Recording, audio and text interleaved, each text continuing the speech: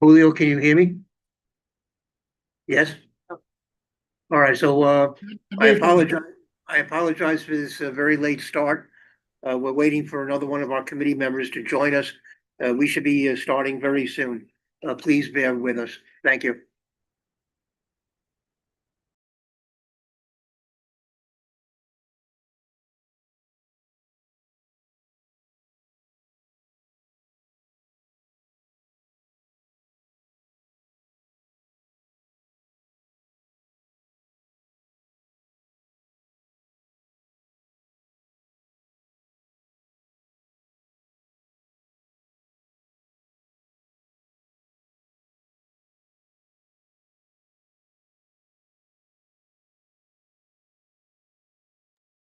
Julio, we are a full service shop here at Manhattan DEP, so I'm happy that was able to get resolved quickly. Yeah, We try our best. Yeah, Okay, thank you. where's that catch basin? One is on the 160 Riverside Drive, 160 Fifth Street on the south east corner. Which you know how good they are, Steve. I actually told them. I actually told 165th and like southwest, and they actually found out that it was in west. It was east. Oh, you gave them the wrong location. Yeah, Julio, and they still found it. If I may ask you, because I was here in September, I believe, Steve. Yeah. Do you remember when was it a few weeks after, or because I want to make sure that our guys get the credit, so I want to make sure that I'm gonna send a thank you to our sewers team because they're very responsive, especially the 301 and the community board. So if you could kind of give me a window as to when you think they came. I mean, I can check 311 too, or Umberto can, but it's really good to hear.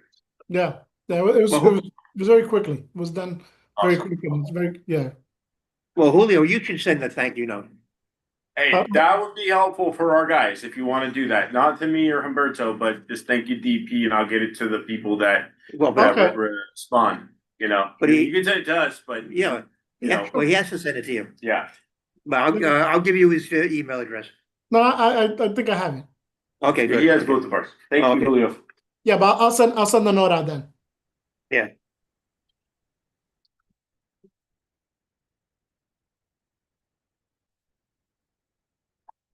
All right, is Pauline with us? I'm here. Oh, very good. All right. I'm sorry we're holding you up, Pauline. Well, we should start. We're gonna start momentarily. Our third member has arrived. Oh, shoot. No worries. Heidi, Thank you. would you be able to take notes? I'm gonna take some notes, but they're not gonna be as good as Jacob's for sure. Well, we'll live with it.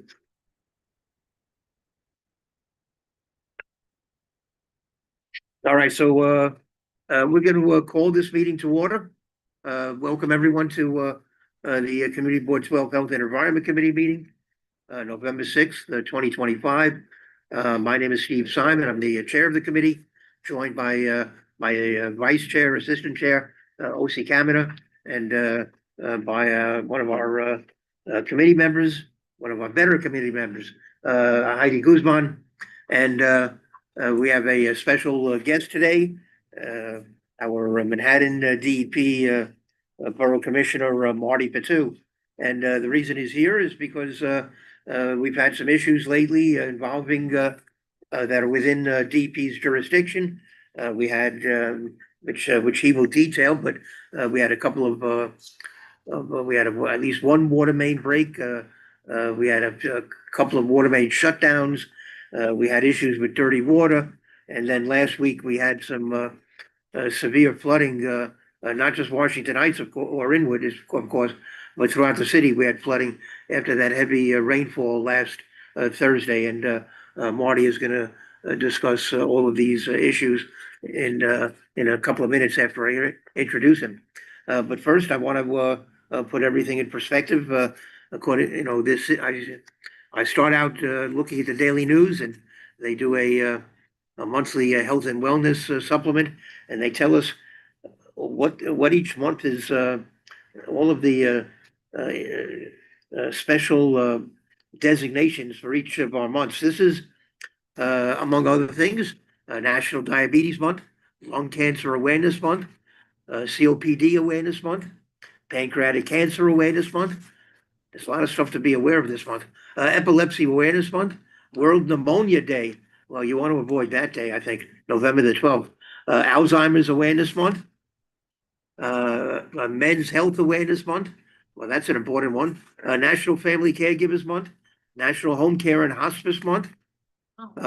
So there's a lot of stuff going on in November. A lot of important health issues that we should be paying attention to.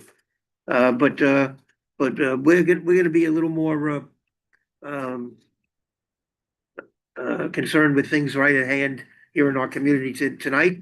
And actually, before I introduce Marty, I'm somewhat obligated to read a statement that I received from one of our former board members, a resident of Seaman Avenue, Arlene Schulman, who was responding to a water main shutdown that occurred in her community a few weeks back. Gonna put Marty on the spot and ask him to respond to this statement from Arlene. DEP left thousands of Inwood residents high and dry, no showers, no toilets, no heat, no hot water, no water at all, and no notifications when a water main break on Broadway occurred. Neighborhood residents were frustrated and surprised at the lack of information from DEP. City agencies such as yours did not notify residents until much later in the day and on X. Raise your hand if you're on X, right, and if you speak Spanish or another language, good luck. A DEP rep noted that the field operations unit went door to door notifying residents and placed notices around the neighborhood. Where is that evidence? Not one resident has reported seeing this, reported seeing anyone but the workers digging and repairing. The same DEP rep said that building management is notified. What building management office is open after hours on weekends and holidays? I think what should be mentioned Sorry, here. could you reread that really quick, that line? Yeah, well, I think I just want to mention this. It's not really clear from her statement, but this incident occurred in the middle of the night or after midnight, I think, on a Saturday going into Sunday. Yeah. So, 11th into the 12th. Yeah, so this was not a regular weekday. So what she's talking about here is what building management office is open after hours on the weekends and holidays. Continuing on, what we understand that New York City has an aging infrastructure and that problems can occur on an emergency basis. However, where was DEP? 311, including a supervisor, said this is an HPD issue and they would respond within 30 days. What if there's a real emergency? Was FDNY notified that there was no water? A fire would have had disastrous consequences. At the moment, the process that was outlined to me does little or nothing to ensure that our community, every community, is kept informed and updated on a timely basis. An emergency alert system is already in place. Why was that not used? DEP's protocol for alerting residents, particularly on a weekend and holiday, must be revamped and updated with a better system. So that's Arlene's statement. I have to turn this over to you now, Marty, and you can detail for us all that happened over the last month or so. Sure. Well, thank you so much, Steve. And thank you to the Environmental Health Committee members of Community Board 12, as well as the Community Board in general, and especially you, Ms. Schulman. I don't know if you're on Zoom, but happy to address your statement over this meeting. And I also want to make it known, I've made it known to Steve, that our team is more than happy to have more of a formal conversation with you and to get more feedback and suggestions in terms of what you think we should be doing better at. We'd be more than happy to walk you through some of these processes more in detail. I definitely want to speak to, the multiple responses and conditions that this area, Inwood, Washington Heights, Northern Manhattan, for that matter, has been experiencing in the last, since the early fall. Quite extraordinary, to be honest. I think we can start with the most recent situation, and that is the discolored water issue that we're having. Mainly, this is in Community Board 10 and a little bit in Community Board 11. We have received a scattering of complaints in Inwood in Washington Heights. There was an extra amount of minerals into the Croton water system at our Croton Reservoir. Croton is the water so supplies much of northern Manhattan with your NYC tap water. We have 19 reservoirs, of course, the DEP operates. The Catskill and the Croton are the main supplies for Manhattan. Croton distributes to majority of northern Manhattan, some parts of the Upper East Side, some parts of the West Side, and then a little bit down around Stuytown. It is the most expensive water. We test the water over 1 million times a year, sometimes, 2 million times a year, regardless of whether we're getting discoloration complaints. It's a daily operational procedure. Since 1990, we in the city have invested over $1 billion into testing and safety for water. We put different types of phosphate in the reservoir to protect the asset, to protect the supply, so that metals and other types of contaminants don't get in. But we constantly test. So the brown water is a result of, an extra level of manganese, not to a level of that's different, that would be harmful, right? I know there's a lot of stuff out there that, there's like studies that shown too much manganese is not good. Manganese levels in our water is normal. And that level is normal in our other reservoirs as well. It's in every single supply. So Bronx, Manhattan, Staten Island, Brooklyn, it doesn't matter. There's always going to be some manganese in your supply. What is normal? How much parts per billion, a million? That's a good question. So I'm happy to get those numbers from you from our Bureau of Water Supply and Water Quality. We're actually going to be talking. We were at Community Board 10 last night. We're going to be bringing down our experts to walk the community board through that process. I'm happy to have you attend as well if you'd like to join. It's going to be at their public safety meeting. With that being said, we've taken multiple steps to address. That includes daily communications. The community board, the elected officials are receiving. We're asking them to continue to disseminate that information to the public. We've also been on social media. We took to Facebook, Nextdoor to have a little more targeted media on this. We've also given multiple statements to the local network affiliates like New York One, NBC, etc. The levels of brown water reports are way down. We were high on discolored complaints, specifically in Community Board 10 a couple of weeks ago, and we're down into the single digits. So we're encouraging building managers and supers to continue to flush their systems. We have been up all over northern Manhattan every night doing major valve and hydrant flushing operations. So our Bureau of Water and Sewers and our distribution bureau is outside 10 p.m. to 5 a.m. every night, 7 days a week, running hydrants at low velocity. So we're asking of the public, if you're getting brown water in your building, you put it in 311. We are monitoring that in real time. And we are encouraging building managers and supers to flush the internal systems, because some of that residue, that residual brown water is staying in your system from just a few weeks ago. It's not new supply coming down. Again, we will have a further explanation with more data and an explanation of what exactly is in our water supply, and that'll be on the 19th of November at Community Board 10. Yeah, let me just mention, in terms of Board 12,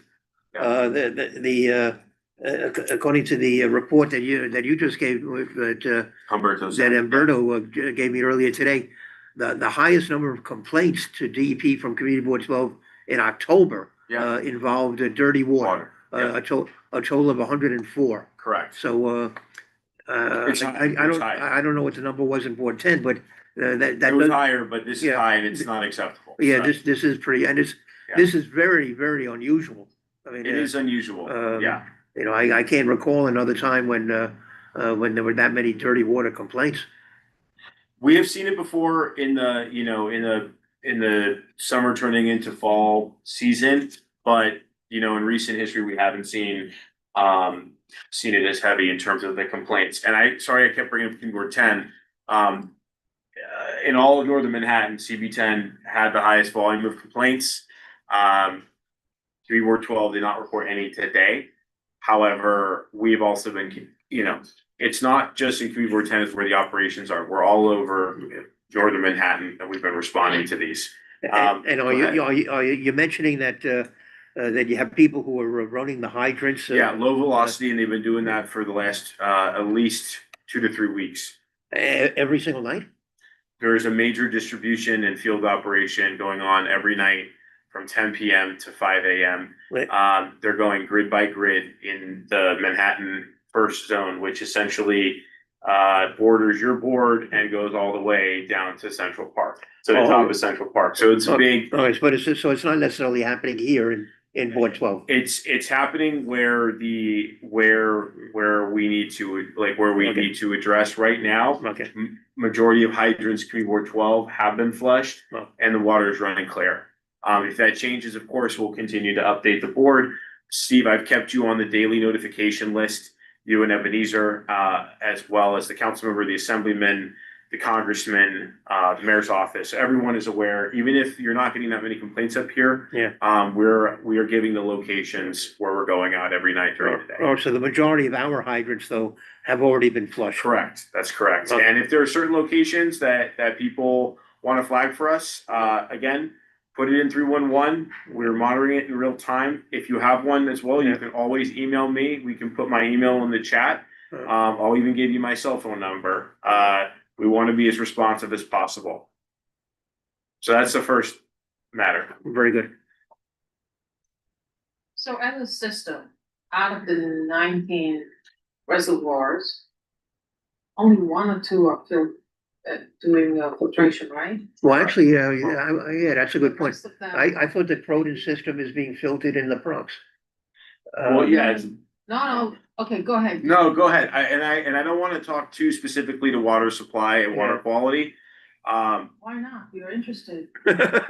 I understand that. I'm not a water quality expert, so Yeah. we're having them come down to discuss that. But if you have questions about distribution, Yeah, I'm happy to answer that. But in terms of the supply itself, Right. yeah. My question was Sure. more referring as to the FAD. So are we up for certification in 2027? Is it every 5 years or every 10? With the filtration avoidance determination. I'm happy to check in on Yeah, that. I As to used, whether it's 5. It Yeah, used to be 10. I We used to know that. okay. It used to be 10, but then Yeah. at some point, Well, I yeah. think 2 reservoirs are now being filtered and the rest of them now just at 5 years. Yeah, but I thought, we built this massive filtration plant in the Bronx. And I thought, that was covering the Croton water system. So to be clear, can we just go back to brown water? Yes, yeah. According to our 311 system, we have not had any dirty water complaints in Community Board 12 since Halloween. Since Halloween? Mhm. Well, Oh, that's it just happened. I Yeah. understand that, but Well, like that's you can good. see other boards, and I'm Yeah. not trying to compare and contrast, but. and Basically a week. we- Yeah, well, good. I We, mean, you know, like, which is a good thing. Yeah. Like, we are conducting operations and it's going down. I mean, it's not ideal. No, I just don't know if people are just tired of complaining, which, Well, I'm not saying that the water is dirty. I'm Yeah, not no, saying, sure, just saying sure. that's Yeah. something to think about. yeah, Absolutely. but it's very unusual that this would even happen in the first place. I mean, it's It's a little out of the ordinary, and also like, it's cause for concern. With that said, I want to make this clear, because this is we're on the record here and this is a formal meeting. The water is dirty. It was brown. Yeah. Like what you're seeing is dirty water, right? Dirty brown water. The water is not contaminated. right. Make very clear that. Now, we want to be sensitive to other public health issues that have been flagged, active cases in northern Manhattan, whether you're in Harlem, Washington Heights, Inwood, parts of the Bronx. In no way related.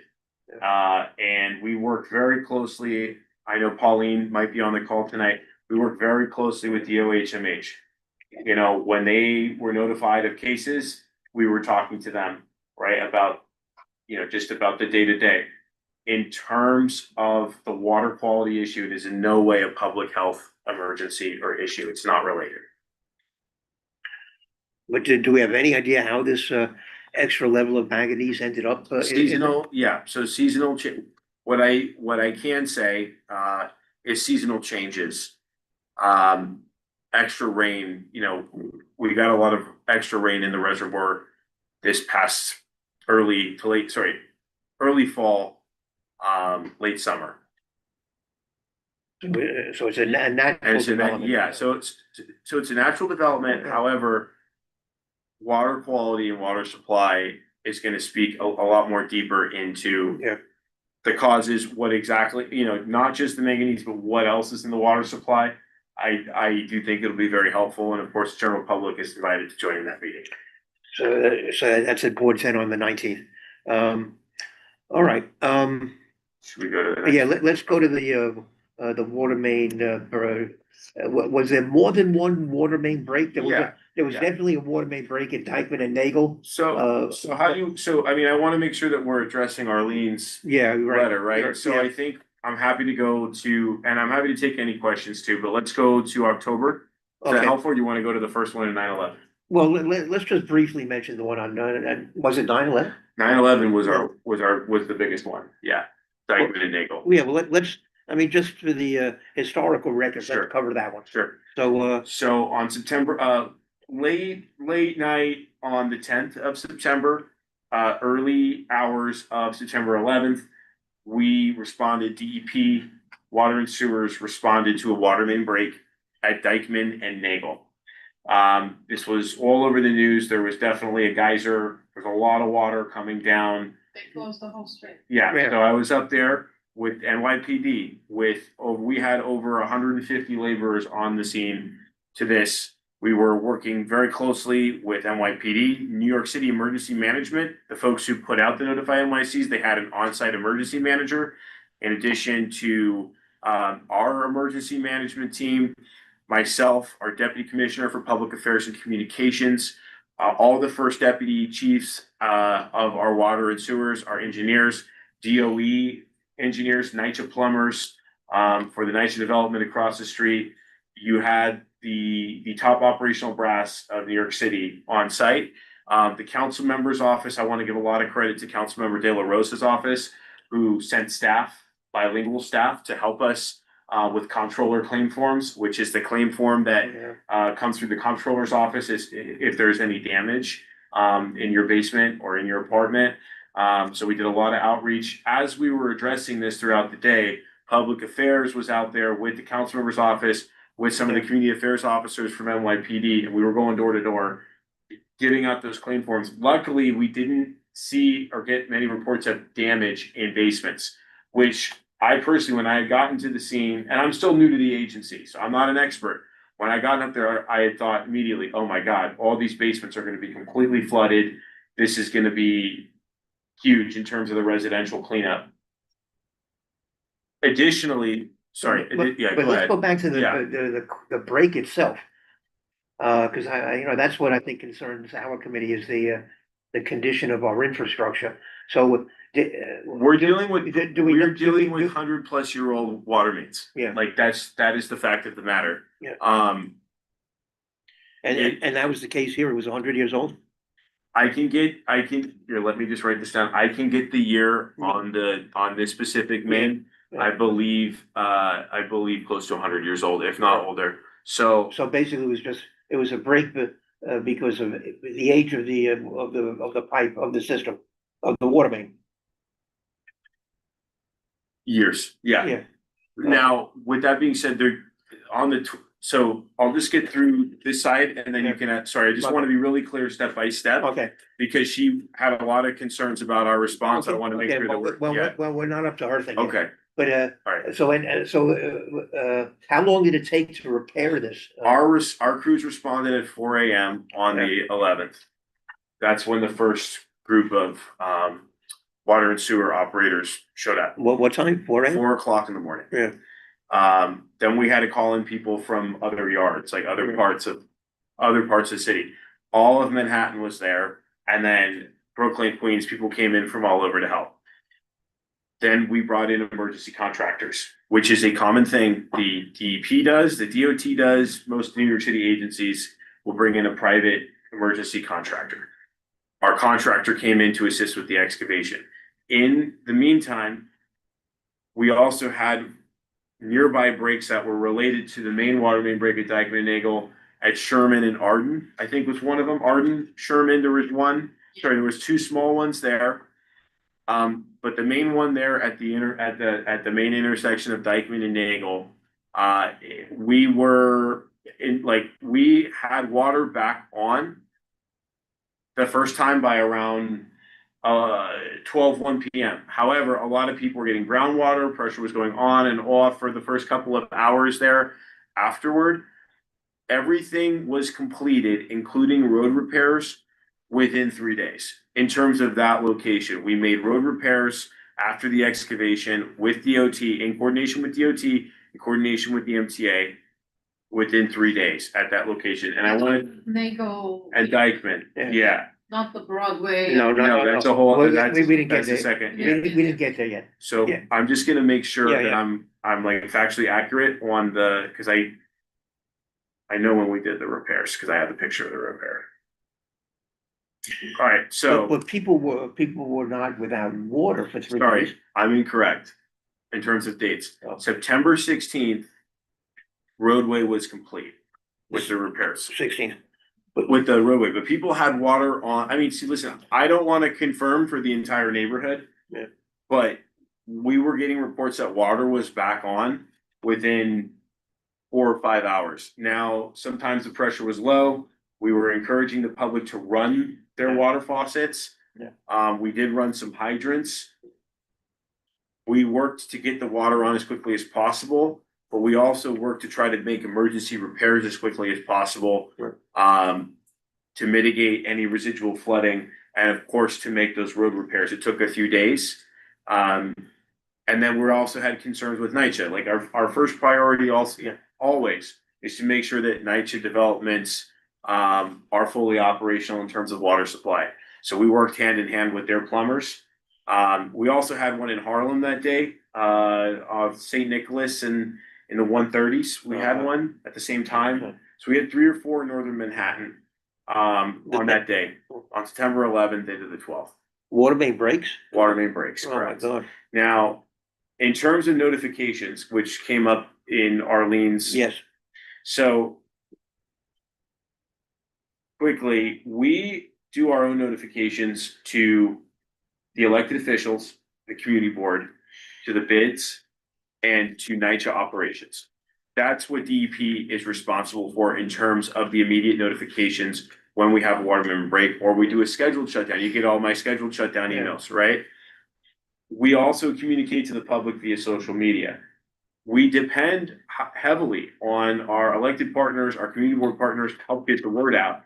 But then the city of New York has something called the Office of Emergency Management. They oversee all emergency communications for all agencies, in terms of public notifications, and they have an app called Notify NYC. Those are push notifications.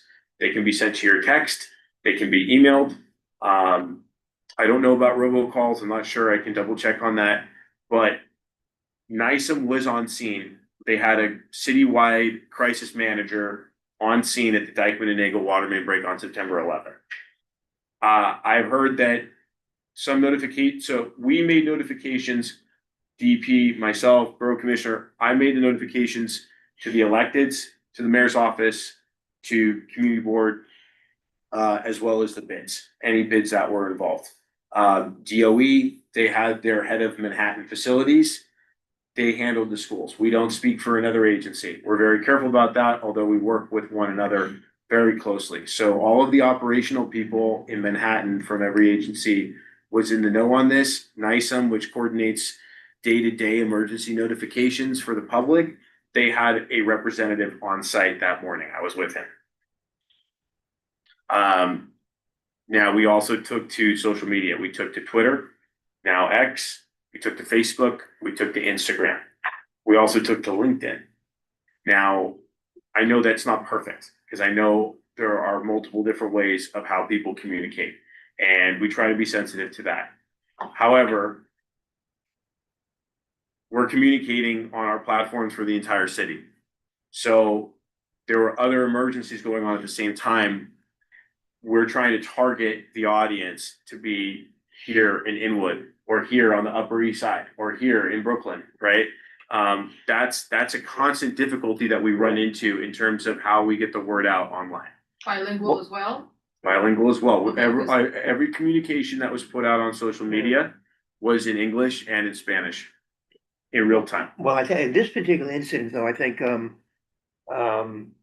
I mean, the news media was covering it. News It was a- media was up It, there, it, yeah. it was a big, it was a big story. We were making So- statements to the so- media in real time, so- we're so putting it- stuff out. So, you really sort of, in a sense, had the assistance of the news media to get the word out. You know, We did, You know, I mean, yes. I found Yeah. out about it, I think, by listening to WINS Wins. They were up Wins there, Radio. yeah. So, and fortunately, water started coming back on, as you say, within 4 or 5 or so hours.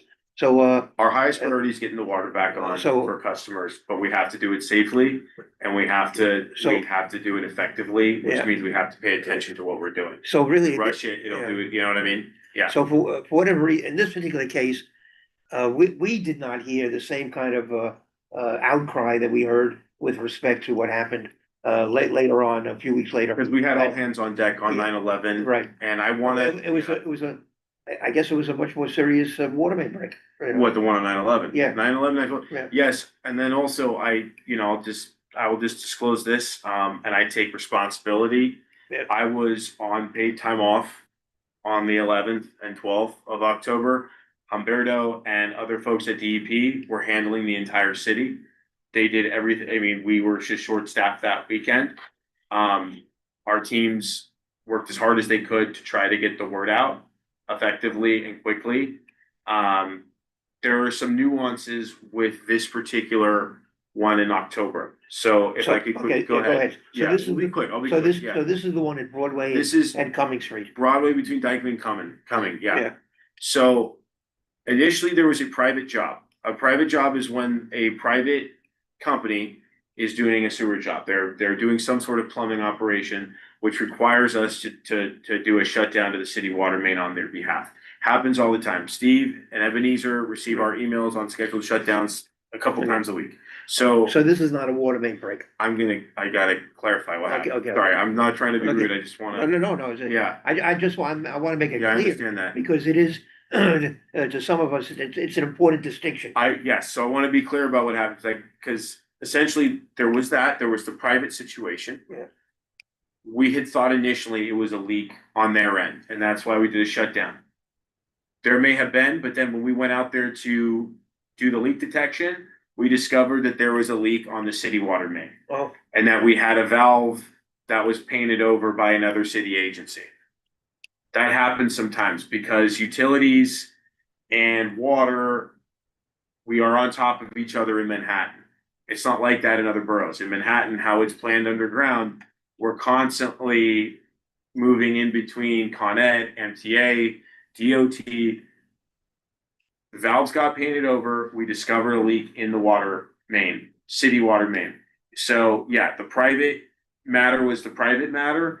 While we inspected that, we discovered that there was defects to city water main, which is of course on the DEP. And for that, we take responsibility. We responded as quickly as we could. I know people were without water for a long time, and that's never the ideal. That's never what we want. No one wants that. From what I know, it started at 1 AM. The one, we're talking about the Yeah, academy. correct, Coming, yeah, correct. around 1 AM. Correct. Yes. Okay, So, in terms of the notifications, we were short-staffed.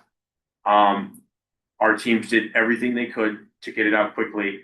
We did have some field miscommunications in the field. This is not from public affairs or from Notify NYC. There were some miscommunications from us in terms of what was actually going on the ground because there were so many different operations happening all at once. In terms of putting out a notification, our teams put out an email early the next morning. I was out of the country. I was getting calls from elected officials in the area. We were communicating them the most up-to-date information. Our teams here were, of course, emailing the electeds. I believe we took to Twitter as well because we were getting a lot of replies. people were seeing our staff and operational folks up here trying to mitigate the issue. The water got turned back on that Sunday after, late morning, early afternoon, I believe. I can look at the exact times if that's helpful. And Yeah, I the think, water was brown for a little bit because we had it shut down for a while. And so we were encouraging the public to run the faucets. Again, it's not an ideal situation when this happens. That's why leak detection is of the highest importance in terms of our leak detection folks when they come out. They have to detect where the leak is first before we can go and excavate. Sometimes that takes time. so But I want to just, personally, I apologize for any inconvenience this caused the public and the community. We've talked to a lot of people, including members of this board. Yeah. But the reason that an alert didn't go out from Notify NYC, it's gotta be, I mean, it can't just be because OEM was not on the scene. No, I I'm mean, not saying it, yeah. I mean, presumably you would have called into OEM, somebody would have from DEP would have to say, could you send out an alert that we have a water shutdown or break or whatever? And then let people in that community know that we're on the scene, we're repairing. We should have. Yeah. We should have. Yeah. I've been here since January Yeah. and our team is working on better strategies as to how we can do.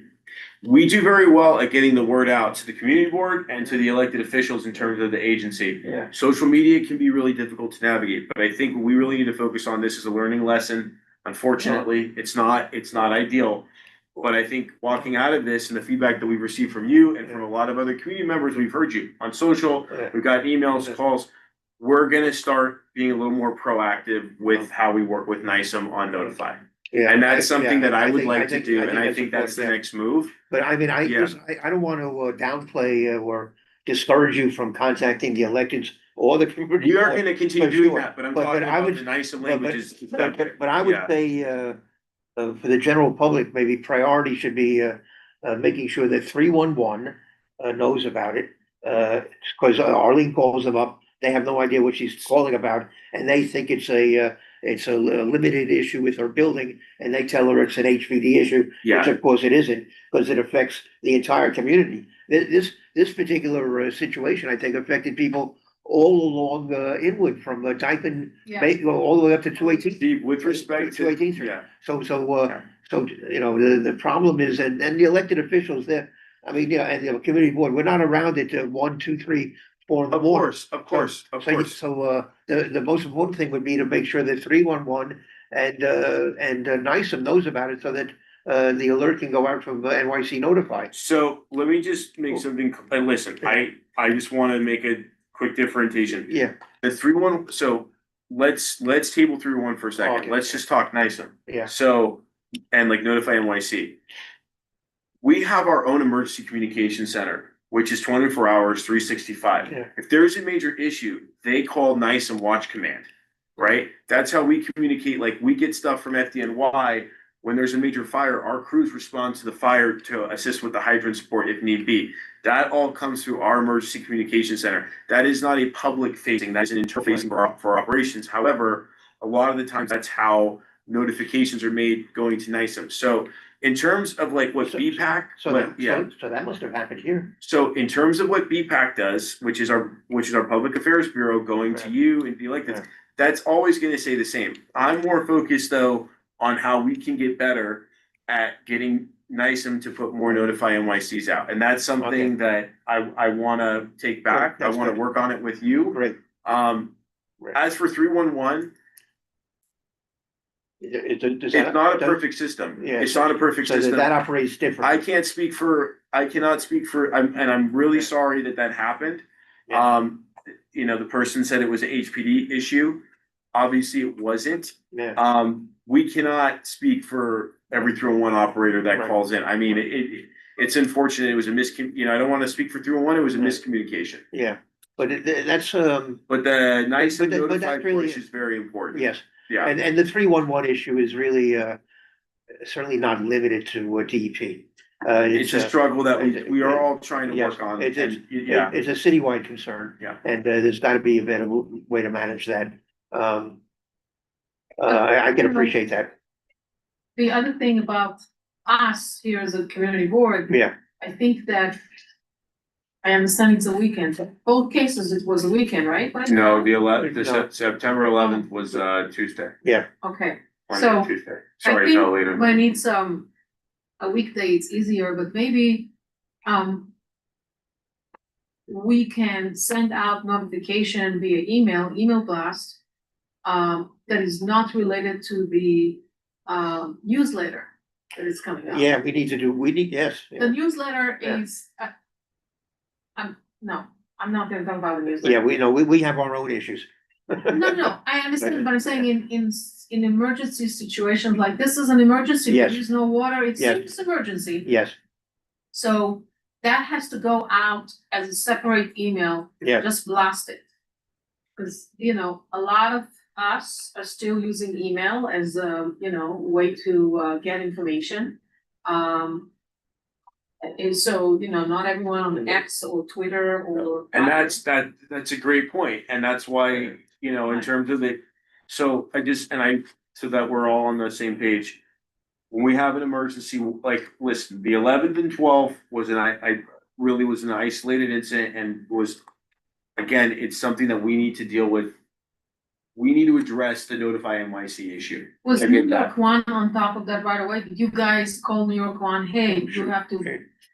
out the That is an message. executive level decision that in terms of media, Uh-huh, that is, again, I'm not the comms director, but no, I if understand, you're like the moment that you go and put out a message to a regional audience,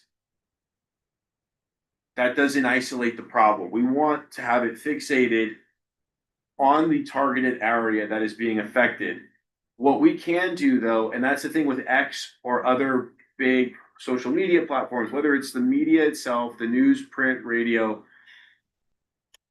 that then goes broad, and we have to be careful in terms of ensuring that people that need to get the information receive it. It doesn't need to be going to people that don't live outside the area that's being affected. right, but you still, I wouldn't worry about the other people that, you know, listen to it on New York One. I'm more concerned about those that don't get the message, because they're not on X, Instagram and so forth, but their TV is on all the time, and New York One may be on for weather or whatever, and they get that note. Sure. So those that doesn't affect them, who cares? They don't care about that. Or maybe they know a neighbor that's living in, it's like, hey, did you hear? And then the word is out. That's what you need.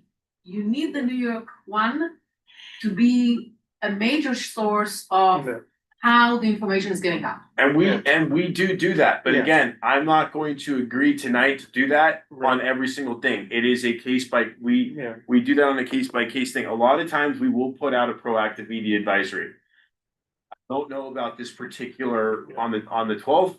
We did not do I that. think for you guys as an agency. It's definitely something to you guys- consider, and I don't want to sound defensive. Yeah, yes. Because a lot of people are on TV, especially on the weekend, and so you would probably cover larger audience. Sure. And those that are directly affected by that. Correct. As opposed to not putting it out because it's not, you know. Well, this is- the well, majority. but this was also- I want to be clear though, we do media advisories on a lot of different things. It wouldn't be out of the ordinary for us to do it. What I'm trying to make a point is we take that into consideration on all of these. It's always on the table. What I'm trying to say though is that we're not going to guarantee every single time that we're going to be making Yeah. a statement to Channel 5 and to Channel 1 and to everyone on every operational issue that we have. Now, a lot of times we do, but I just don't want to make that promise because I Well, can't. you know, you gotta be You know what I careful mean? because, Yeah. you know, it's, what's. But the, I hear you loud and clear. You know, what's the thing with the guy who cries wolf all the time or something? You know, you gotta be careful because you send them too many, notifications, they're gonna start ignoring them, thinking they're all, none of them are important. So. But the notify yeah. thing is really important. Yeah, that And then is, the email. So like. But the other thing, again, in this particular case, you had a particular problem here because it was happening at 1, 2, 3, 4 in the morning. So, So, Weekend. and on a weekend, yeah. But okay, but maybe you've learned some lessons from this one. We learned a And- lot of lessons on and- this one and I appreciate the feedback. You bringing Yeah. up the advisory aspect of it, but again, Yeah. the focus here is we're gonna try to come up with better strategies around Right. how we can communicate this information to Yeah. NICEM, right? In terms of the emails though, and I'll be honest with you, I've gotten complaints, please take me off your email list, we send too many things, not from this community board or anyone, but it Yeah. happens, whatever. Yeah. We always keep you on regardless. We send an email anytime we do a scheduled shutdown, like overnight work, that does happen sometimes. Yeah, Construction or private contractor needs it done, or it's an infrastructure Yeah. upgrade. That goes to the community board. Community board 12 Yeah. is notified on every single operational thing that happens in this area for Yeah. DEP. and, Now, and- this and then particular one, this was a little nuanced. And we Mhm. take responsibility for the operational issues that occurred and the way that it was communicated. Well, but I even take full if you, responsibility okay, but on it. even if you Yeah. communicated this to us on that Saturday night. Yeah, Well, we wouldn't have done anything. correct, that's Let- why let's- the notification is a Let, big let, deal. let, let's be Yeah. honest, we, Oh, it's you a know, community board, you mean? yes, Of yeah, course not, because it's a weekend. I Yeah, get yeah, that. we wouldn't have done But anything, That's yeah. why, yeah, in situation like that, we're going back to New York one. yeah. Or, We appreciate it, or- and or- I will take that back, or- again, or- I think notify NYC is, or I'll yeah, take WINS. Yeah. Or whatever. Okay, but then, okay, subsequent to that incident, there was at least one other shutdown that happened a week or two afterwards. So there was a complaint, I had a building, I'm not gonna give the building's number for confidentiality purposes, cause they're working with a private plumber on this matter, where, the sixth floor was not receiving water, or was getting a lot of low pressure. So because we've had a lot of issues in the area, right, we had the Dykeman and Nagel breaks, we had the smaller two breaks on Sherman and Arden, and then of course we had the issue on the 12th, and the 11th of October, on Broadway between Dykeman and Cumming. There was initial belief that our supply was still low in pressure. We went up there multiple times, we took pressure readings, the pressure was normal. A lot of times it is an internal plumbing matter. It is not an HPD specific matter, but a lot of times it is an internal plumbing issue where the pressure is low. They need to work on their, they need to fix their valve. They need to clean their system. They meaning the property owners or the property Yes. manager. So there was a lot of back and forth in terms of, I think some rumors got out there that the pressure was low across the neighborhood. We personally sent teams out there multiple times to multiple locations. Only one building was experiencing the low pressure condition that we were able to confirm. Our engineers have met with the building management. We are giving them additional pressure right now. They were given a 14-day notice, which means that they have to make the repairs that they need to make within 14 days to address their issue. But this is not a city water main issue. It's not related to DEP infrastructure. It's a private matter, private building matter. But didn't you have to shut down the water main No, there? No, we did not. No? No. Oh, We have scheduled shutdowns all over the city at night. We Yeah. try to do this work at night. We always notify. We give a 3-day notice or a 2-day notice, and we go door to door and put the notices up on any scheduled work. We cannot do door to door notices on a water main break itself. I mean, No, yeah. we're up there telling people, but if we're gonna do scheduled work on a street, right? If we're shutting down Broadway, between 146th and 148th, our field ops, they go up there and they put a DEP notice on every door, telling people that the water's gonna be off between this hour and this hour. Field ops does that to the residents or the businesses. Public affairs and communications, we notify Steve and we notify Ebenezer and the elected officials and the bid, so that they know, or like nearby critical facilities like the hospital. That's how these Yeah. notifications are done for scheduled work. Unscheduled work, emergencies, different story. all right, so the last thing I want to ask you about is the heavy rain we had last week. We had flooding, at various locations in the community, especially down where I live, 157th Street on Broadway, is an intersection there, which there's a lake that forms there every time there's a heavy rain. I wrote to you earlier, I'm wondering if there's a particular issue there with the sewer or the catch basins, that they always back up whenever there's rain. I mean, I saw a video clip that somebody posted, I think on Facebook, that showed people really like wading through that intersection. It was up to their knees. It was unbelievable. And then we had a tragic incident on 175th Street where a man died, or Basement. I don't know that he drowned or he was electrocuted. Do you know the details of this? So the office of the chief medical examiner will make the determination at death. Yeah. DP, it's terrible what happened, but we can't discuss that the OCME will be Yeah. releasing that whenever they're ready to release the cause of death, but very tragic. It's never good to ever see anyone lose their life in a storm. Or like any time, but again, OCME will. In terms of the response to the rain, I mean, obviously, I'm sorry if I'm coming off as defensive, I don't mean to be at all. We can't prevent a storm. Right. What we can do is we can prepare to the best of our ability. I think this past one, different from the 14th of July major rain event, we had some time to prepare for 14th July, right?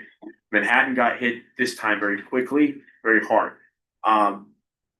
The FDR, we had major flooded areas of the FDR in lower Manhattan. And then of course we had parts of Washington Heights that saw some pretty bad flooding. I saw up on Broadway. Brooklyn got hit hard, everywhere got hit hard. We had over 38 crews citywide that were out there in the conditions, very dangerous conditions. 19 supervisors, 38 crews citywide.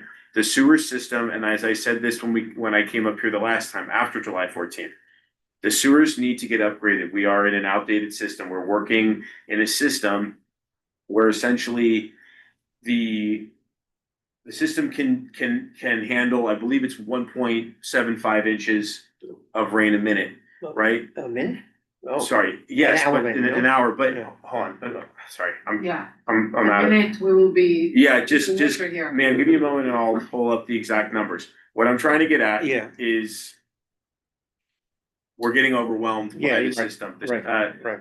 There's too much rain coming in. Right. We can't Right. put it out, right? Like that's something that, It's beyond the capacity of the sewer system. and that's especially way beyond the capacity of the sewer system. Believe it was like 1.75 and we got 3.15. 3.15. So So- I, almost- If you wouldn't mind, I'm gonna pull it up, just. Almost double. Yeah, it's like double the capacity, and that happened on the 14th. I just wanna get the exact number for you. while you're looking for that. So I wonder if you are promoting the, green roof / blue roofs. Specific for areas like ours, that, Yeah. that's the same. So, our commissioner, Rid Agrawal, the DP commissioner, and Mayor Adams, and 2 state legislators pushed something called the Green Roof Tax Abatement. I believe it's Senator John Liu out of Queens, and then Hoylman Siegel, who's now gonna be the borough president, and then there's Bobby Carroll in Brooklyn. They did the original tax abatement about 5 years ago, I think in the previous administration, and then we got an extension on it. We went and got an extender, and that was led by our commissioner, DEP, chief climate officer for the city. We went to Albany and we were able to allow for less roof space to qualify. So I think you used to have 50% of your of roof to be available to qualify. Now it's 25, so that we could increase participation in the program. We encourage green infrastructure, green roofs everywhere. The tax abatement is something that we believe homeowners should really be looking into, because they can be, playing a pivotal role, a key role, in protecting and being part of our our stormwater protection. But also, there's a financial benefit to it as well. Oh, Right, very the- big financial benefit. Tax abatement is good, and it's, you know, it was a big win. It was a big win for DEP, it's a big win for the city. We need people to participate. Okay, Yeah. because my understanding that it could be almost free, even the architectural drawing, DEP is paying for it, all that. Yeah. If you, as long as you can, is it still 1 inch per hour? You have to prove 1 inch? I Now? believe so. I can Okay. follow up with you Okay. on all the requirements, but it's a huge, It's costing- yeah. It could be almost but free. it's low participation, so we're trying to get the participation higher, right? That, like, 5 years ago, when they first passed it, and it was signed into law at the state level, it was, you had to have 50% available capacity. Now, we've actually extended it to only 25% needing it, so it means if you have smaller area, you can still qualify, if that makes sense. Yes, All right. except that, so we don't know that our buildings can, the loading, All right, so the capacity is, the sewer system was built to handle 1.75 inches of rain per hour. And our recent, rain incidents have been much greater than that, obviously. Correct. But, so this does, as I mentioned to you earlier, this does raise the issue we've had, or the concern we've had, about the capacity and the age of our sewer and water main infrastructure. And, and as I think we told you the last time you were here, one of our major, capital budget requests over the years has been, to expand the replacement of old water mains and sewer lines in our community. And, once again, in our, FY 27 budget request, we rank this as our number one, request for DEP. So we do want to get a better sense, though, of how much more work has to be done, throughout Washington Heights and Inwood.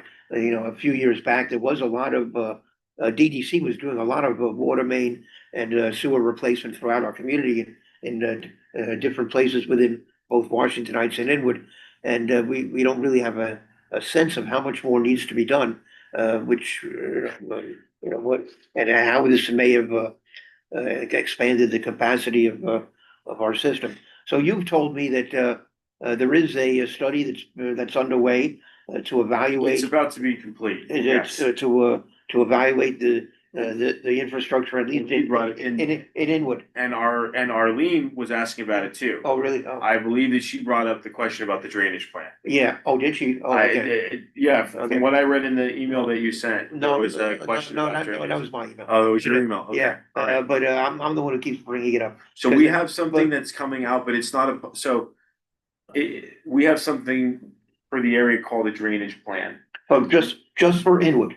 correct? Yeah. The Inwood drainage plan. Yeah. So within early next year, it's coming online, the plan. It's not though like a public facing presentation or document, it's guidance for DEP to take Right. steps to address. It's public information, Yeah. but in terms of like, it's not something that I think, it's for engineers digest, right? It's our folks are gonna be using it to Right. take the next steps in hopes to address, but again, it would, I know we were a little behind on, I think this came out in 2018. Yes, That we're gonna do it, we're Right. in the final stages, I just got an update before I came, and we're very close, I would say Well- early next year. it'll well, be out. well, I'm glad to hear that, Yeah. because I do ask about it every now and then, and I've yet, this is the best news I've heard yet, and it's actually being worked on, it is, to be completed shortly. Can you or somebody else from DEP come to us and at least, walk us through it, or, give us some summary, that would be understandable, that we can, get a sense of how much, what were the conclusions of the study, and how much more work is yet to be done, and, I'm happy to take that back to Okay. engineering. Okay. And I did let them know tonight that there's a big interest in this, in this plan and in what we can do Okay. to work together to get it done, but I don't wanna, I don't wanna commit for them. I need to bring that request back, okay? All right, well, we're hopeful that the answer will be yes, and that we will finally get a sense of I of think- the status of our system, at least in Inwood. I think that one of the things to promote, in my view, is to, have, I know there is a difference between the cost of Oh, geez. water as opposed to sewage. What? Finish your Okay, I'm question. just gonna do it quickly, and you yeah. probably can't answer on Yeah. that right now, but I'm just, in my head, I always thinking, as a person that live in a co-op with like at least about 60 trees and 25 or 27 street trees, to give some credit for, keeping grounds, meaning the water don't go to the sewer system, meaning so you don't have to promote, if you just go every so many years to go and upgrade the system, because you can't, you have to, Upgrades cost money, a lot of No, money, no, no, yeah. right, Yeah. but so if you give the money, like through a credit, tax, however you wanna do it, according to, if we are maintaining at least 63, which is at least 6 trees, I mean it, Mhm. and we have On one block. grounds, not pavement, we have grounds, okay? But those buildings, why can't we get, credit on the water that we water our trees and plants and so forth? Because, that's actually environmentally, sounds, When you say credit, get credit, how, like, yeah, let's talk about it, because there should be some sort of calculation. We're spending a lot of money on watering gardens, okay? So you want some kind of a credit? And the sewage, the way you calculate the sewage is by whatever comes in, goes out, right? You don't have a clock for out the sewage. So I'm saying, not all the water that comes in is really going out, because some of it water grounds, which have some groundwater, but environmental. yes, our system is treated. We have multiple treatment plants, it's Yeah, not no, just. but- it doesn't- I understand. I understand what you're saying. No, but you, Back to the water main break stuff. yeah, I mean, this is a different issue, which is very complex to try to quantify. It could be Yeah. real simple You- if you integrate the local 97, but Yeah. you know what, another time. No, yeah, I don't wanna no. go- Okay, but Okay, do you have one last question? 'Cause No, I don't. Oh, good, because, Okay. okay, so Marty, very appreciative of all the time you've Sure, given us no tonight. problem, I'm sorry I And, don't have all the answers, but these no, are well, tough conversations to be But had. I so. appreciate the fact that you admit you don't have all the answers. So, I appreciate the fact that you were here, you were, willing to have this dialogue with us. And hopefully you'll be back shortly with this other report. The answers to whatever questions we raised here tonight. So, and I appreciate the fact that maybe you've learned something from what happened on October 11th and 12th, and that the notification system will end up being improved. That is, sorry, Steve, just to close on that. I know we've covered a lot tonight. Yeah. We asked a lot of questions. I'd love to talk local on 97 with you. I'm very interested in it, and we've done a lot of work there. The city's done a lot of work in the last 4 years on that. Yeah. With that said, the water main breaks and the way we communicate with the public is our highest priority. And it was not perfect. It's never perfect. It can always be better. And it's, going back to that Notify NYC conversation, it's something that's already being had. And we really hope it doesn't happen again in terms of, us not being able to get that out to Notify NYC. So, in terms of the direct relationship with the community board with elected officials, I don't think that is ever an issue. Usually it's not an issue, but Notify is a really important tool. And I'll take your suggestion as well, But there's, back to our team about media. So. I But I tell you, but appreciate it. but there's only so much that the elected officials and the community board can do. Correct. And you, I'm just and you saying that we understand always, that. Yeah. we always try to keep you Right. updated. No, that's good. But But- we have to really but- focus on the neighbor to neighbor notifications, and Yeah. that's something I think Yeah. we took immediately. We heard you, we heard that feedback. Yeah. And we're hearing it tonight, and I appreciate it, and we will hopefully, do better at that. All right, okay? very good. All right. That's all we can ask for at this point. Okay. But Julio, did you have a question or a comment? Yeah, I just was gonna ask, in terms of the discussion around the green roofs, we work with quite a number of HDFCs, and we'd like to know, I mean, maybe as an offline conversation, to have in terms of how would how would this work with that community? Because I think that would be helpful for quite a few of them. So maybe offline we can have a discussion. No, I actually really appreciate you bringing that up. As it relates to HFCs, I'm gonna reach out to MOCEJ, the Mayor's Office of Climate and Environmental Justice. They have been spearheading a lot of the green roof tax abatement work, and then also our sustainability office, and see kind of what the latest is, but then also bring that idea, suggestion, maybe get you connected with them to see, how we could work together there. So I'm happy to look into that for you, Julio. Great, Absolutely. thank you. Appreciate it. Yeah, Thank of course. Julio happens to live in an HDFC. Gotcha. Okay. GRT. I'm just talking to myself. Yeah, no, that's good. All right. I couldn't understand what you were saying. No worries. Okay, all right, Marty, thank you very much. No worries. Thank you. Take Okay. care. All right. All right, let's finally move on to our next topic, our next speaker. I appreciate those suggestions.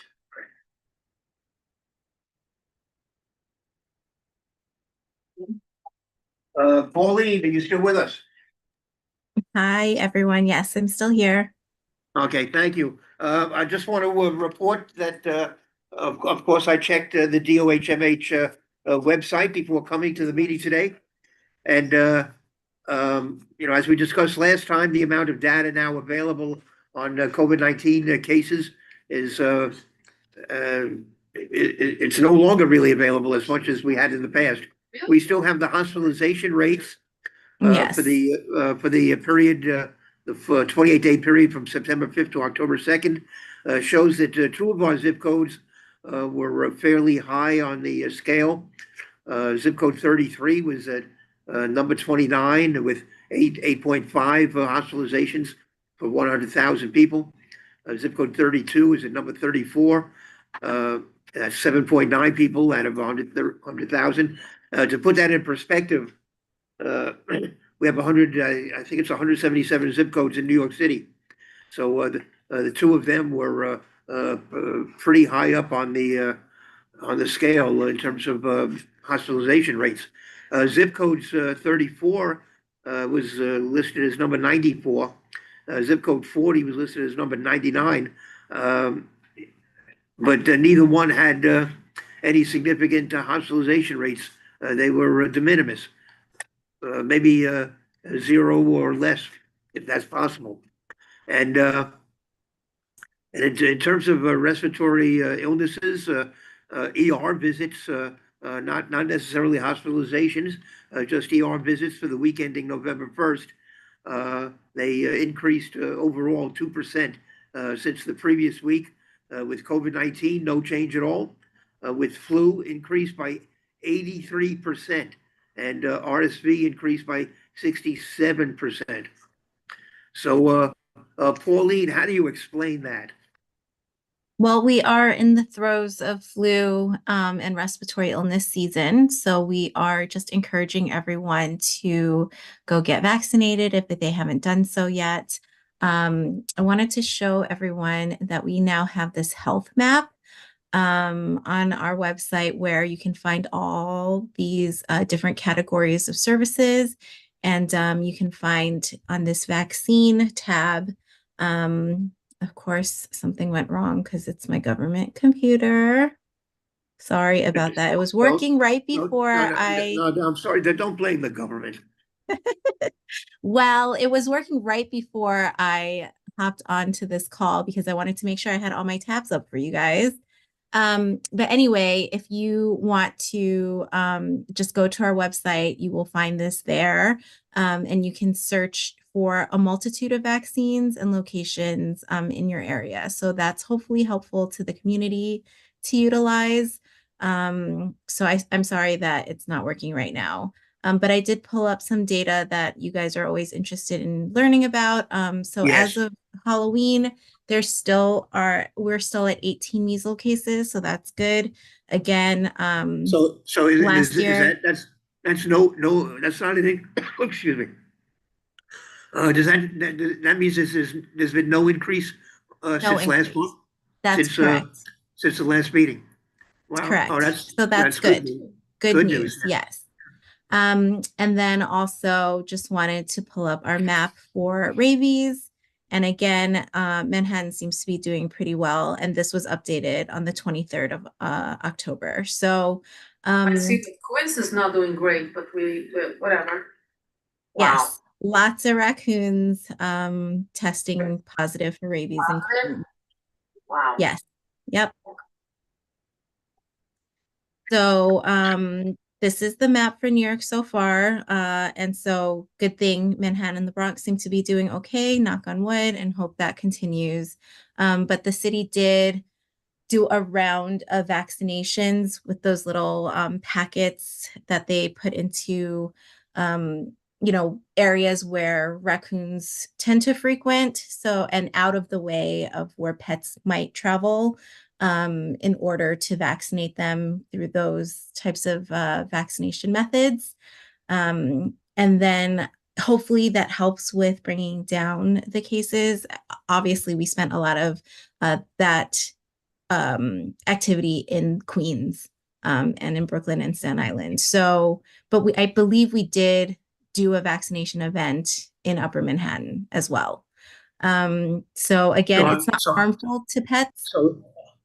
So we do have raccoons in Northern Manhattan, but we just haven't found any rabies cases. Correct. That's what this shows? All right, Yes. that's good.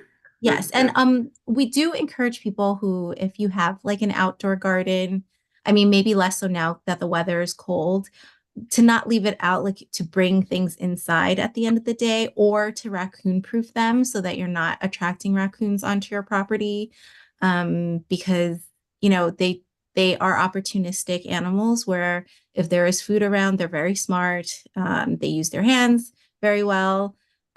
So, they like to travel where there's easy access to food. So if you have like a nice garden, out on your balcony or like on, even a fireplace or a fire escape, they will find a way to get there. So we really encourage people either to bring in your garden at nighttime or really try and raccoon proof it. It's a little harder with a fire escape situation where you shouldn't even have things outside because that could be a fire hazard. But we do see people sometimes having plants and other things outside. So we just want to encourage everyone to either bring it in or to raccoon proof things.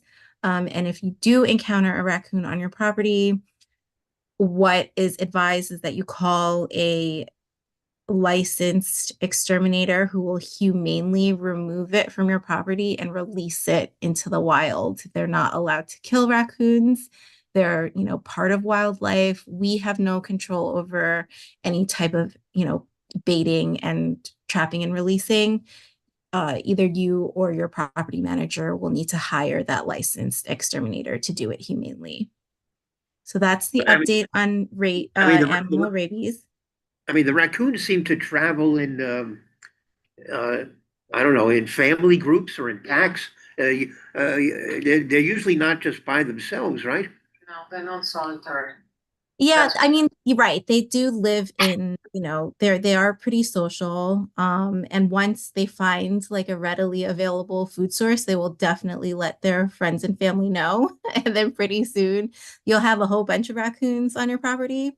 So we really do, again, encourage people to, if you want to have a garden, we're not discouraging gardens, but really to prevent, like rodent proof and prevent raccoons from coming and accessing your garden. So they must use social media too. They get they get the word around. They're very smart. Yeah, God. So those are all of my updates. I'm happy to take any questions. Just one. Did you say that you now have on the DOH website a full listing of where people can get their vaccines? Yes, when it's working. Okay. Hold on one second. Feedback. I should submit a survey about my laptop not working. Hold on one second. So I believe you can go either to this vaccine page to find a COVID-19 vaccine. Right. And it'll bring you to this health map where you can find all of these Okay. other services as well. Okay. But there's this vaccine tab here, and it should, yay, it works, thankfully. So Oh. here you can see all of these different vaccines that you know, are available. And then if you click on it, for example, you can sort of find where the locations are. So for Upper Manhattan, Washington Heights, and Inwood, sorry, it's very sensitive. But it'll show you sort of locations where you can go. And then you can click on multiple ones, but it might be confusing. So if you're looking for a very specific vaccine, just click on that and it'll show you what's available near you. But it doesn't, I mean, it doesn't seem, I mean, I guess these are all pharmacies, I guess. But Yes. So it doesn't look, so here you're showing Inwood, it looks, I mean, as you jump around, it looks as though we had two sites around Dykeman Street, they seem to have disappeared, but,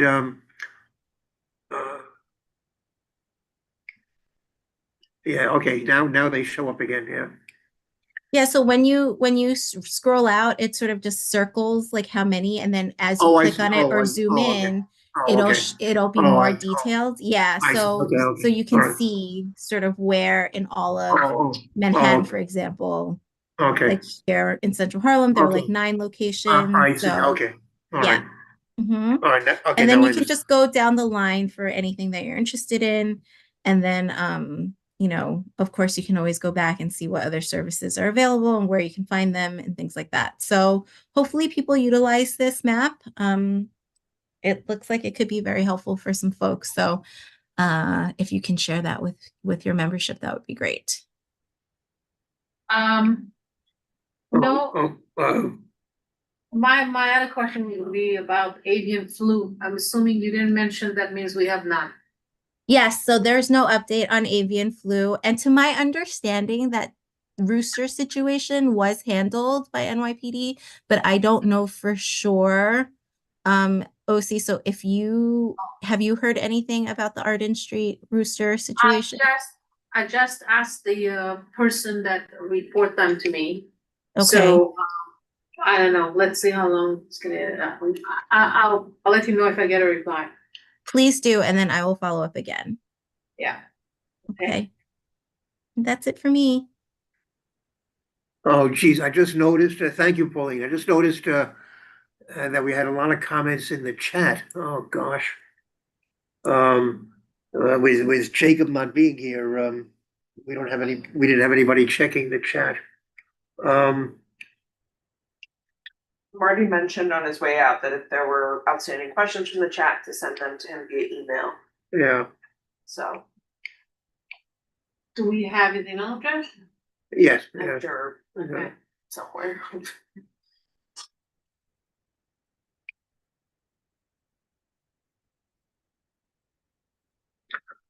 All right, is Allegra still on the, anyway.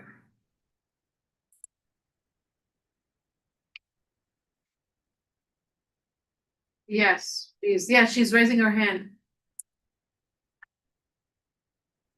Hey Steve, hey OC. Yeah, I'll follow up with that guy later.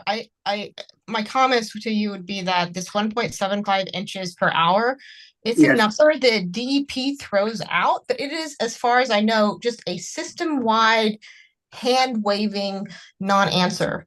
That's like from the far reaches of Queens and the Bronx and Staten Island and Manhattan. That is the number that they always quote. And we actually have better information than that in our neighborhood. Leading up to the Inwood rezoning, they already did a mapping of our drainage systems, and they should have much more granular information today than that hand waviness. Up here in Park Terrace, where we just had, new sewage line put in like in 2020, our drainage capacity is going to be greater than 1.75 inches per hour. So you shouldn't let him get away with that hand wavy. The thing that he does have control over is that in the immediate moment, like blockages, physical blockages, like there's a correlation between local flooding and local trash complaints. That is something he has a lot of control over. And they can certainly be taken care of when you know that you're on the lead up to a storm. And finally, like, the stuff about like, having a cistern, however that's implemented on these new buildings, that's great.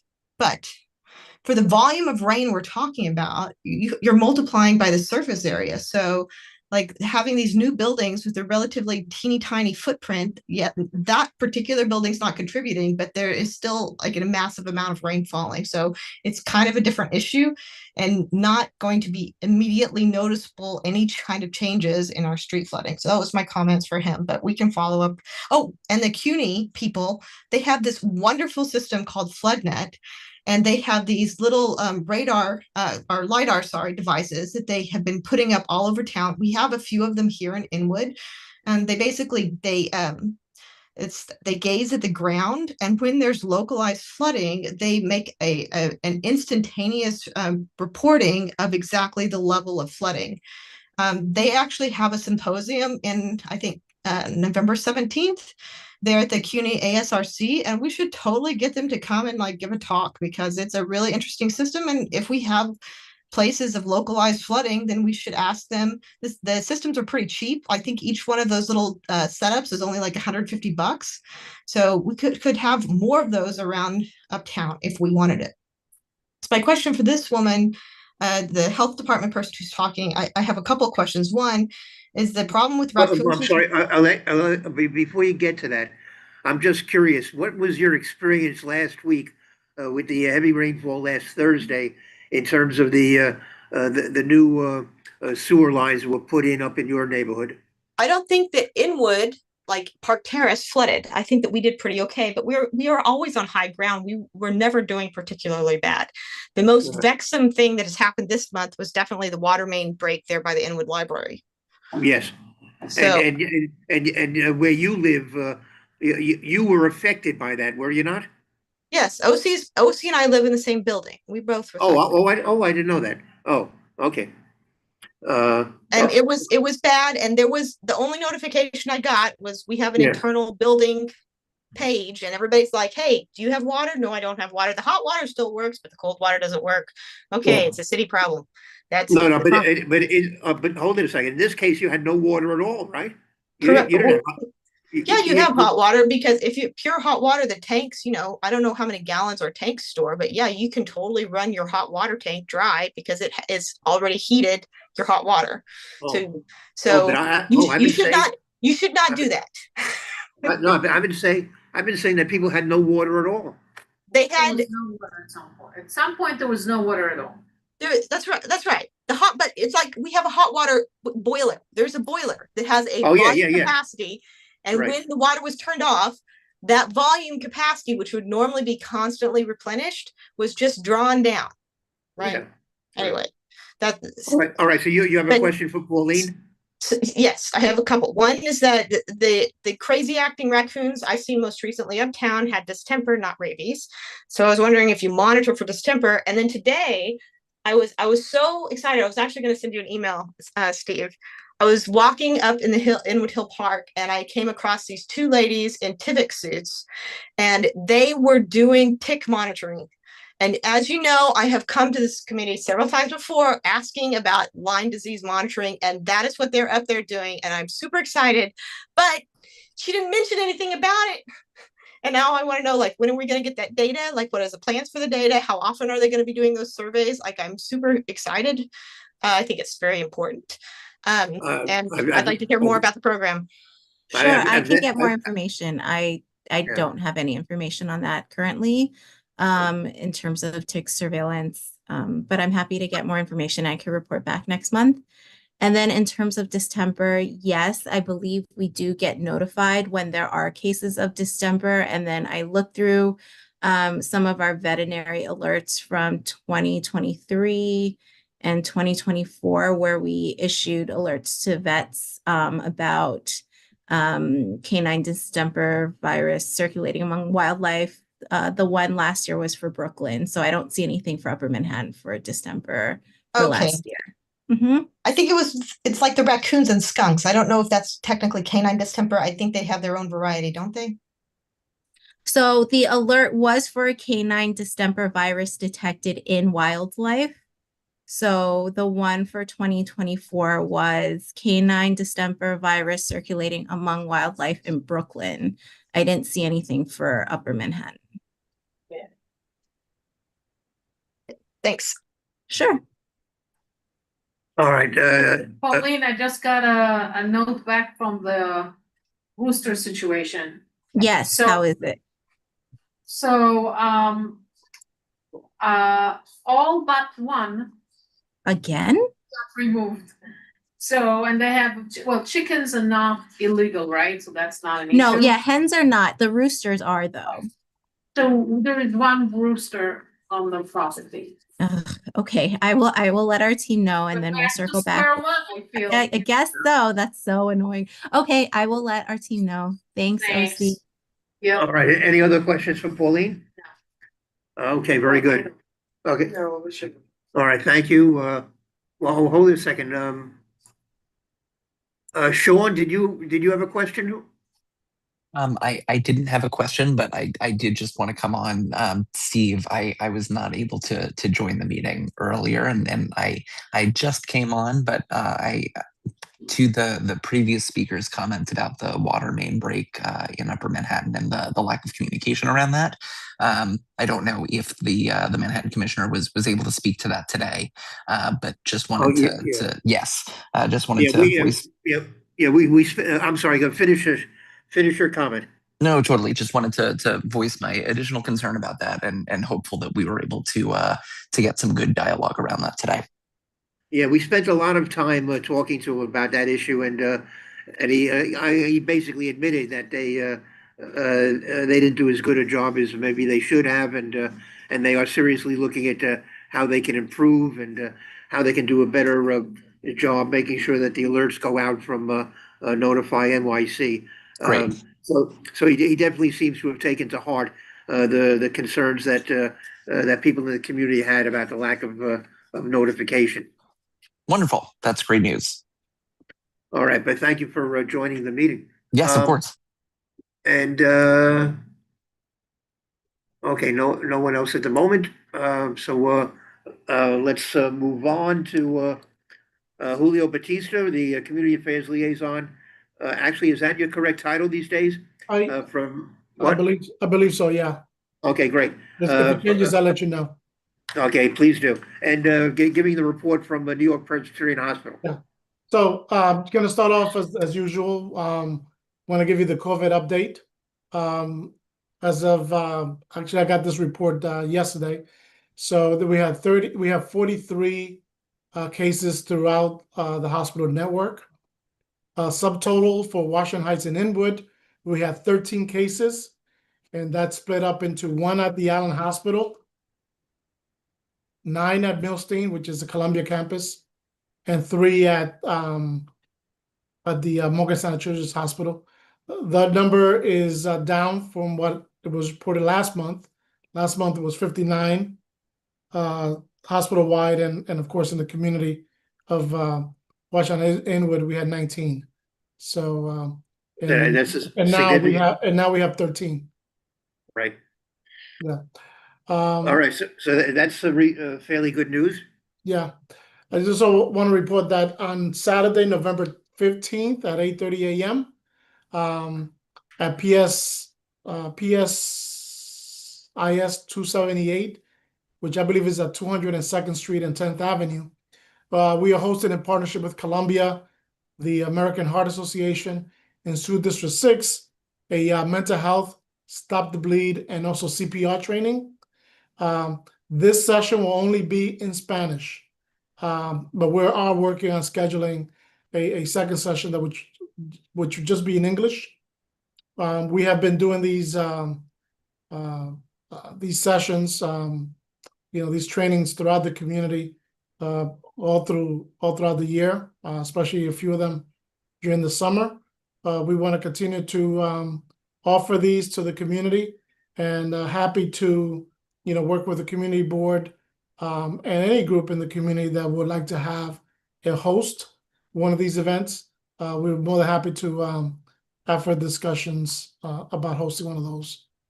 And finally, I just want to, share or flag an event that Mark Hamburg has sent me, and which I think is important during these times in the government history. That this coming Friday, November 7th at 7:30 p.m. at Hebrew Tabernacle, which is on Fort Washington Avenue, 185th Street. They will be hosting the annual Kristallnacht commemorative Shabbat services, which is, Kristallnacht is also what's known as the Night of Broken Glass. So that is this coming Friday. I'll be happy to send you or share the information via email, Steve, in case you want to share it with other people. Yeah, what time did you say that is? It's going to be at 7:30 on Okay. Friday at Hebrew Right. Tabernacle. Right. Yeah. All right, Can I say amen to that? It's my congregation. oh, okay. Whose congregation? Richard Ormans. Oh, Rich is there. Okay. Yeah. All right, well, it is a little unusual for you to be announcing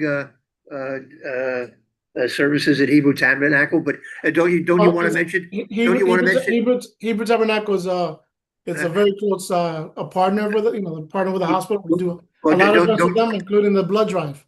Yeah, well, I thought you were going to mention the blood drive. Oh, do you know? Isn't there a blood drive coming up very soon?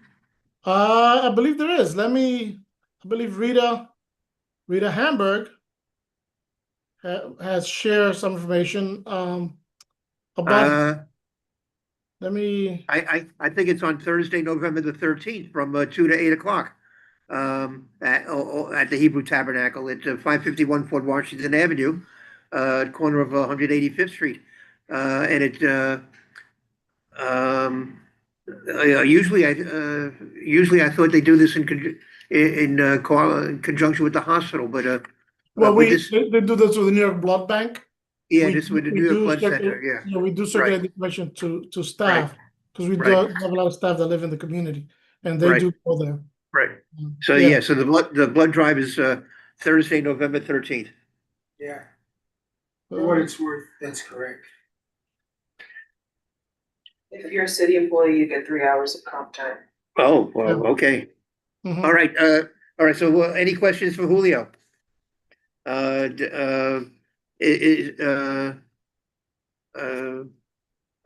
Steve, thank you for following up on the beds at the Allen. I do stand corrected. It's not 26 but 24. So thank you for following up. Yeah, well, I've been mentioning it so many times over the years, it's stuck in my mind. Okay. But the last report from you is that the renovation of the psych beds at the Milstein is now has begun. It's now underway. Correct. Yes.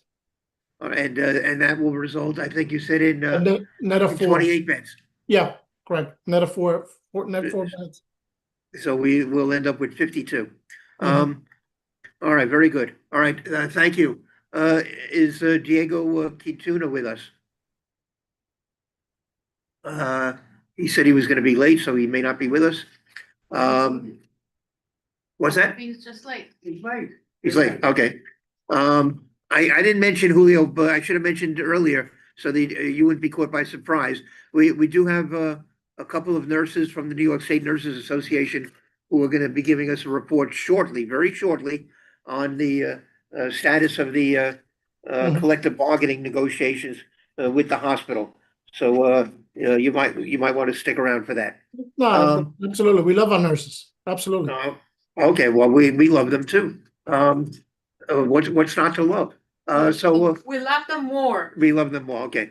Oh, well, let's not go into competition. So let me just, Diane Ashley is not here with us tonight. She's missed maybe her first meeting ever, but she did send us a report that Isabella has no cases of flu, COVID-19, RSV, or norovirus. 70% of the residents are vaccinated for flu and 54% for COVID. All right, well, let's move on to the nurses. I seem to have missed, I think one of them is maybe Julia, not Julia. One of them is, where are they? Are the nurses with us? Raise your hand if you are a nurse. No, they should be on the panelist. You have two on panels. Can you click on it? There we go. Oh, wonderful. Despina? Hi, yes. How are you guys? I'm sorry. Trying to get the kids to bed. Oh, well, that's an important task. Good evening, everyone. How are you? All right. I'm here. I'm not sure if my other cohort's on. No, what is her name? Sophie? Sophie, yes. Is, Boland, maybe? She's a nurse like I am at NYP. Oh, here she is. She's with us. Okay, very good. Okay, we have both of you now. Okay, so, who's gonna start off? I can start. Okay, very good. All right, go ahead, Sophie Boland. Yes. All right, So go my name ahead. my name All is right. Sophie Boland. I'm one of the nurses on the executive committee, the bargaining committee, and I'm a NISNA member.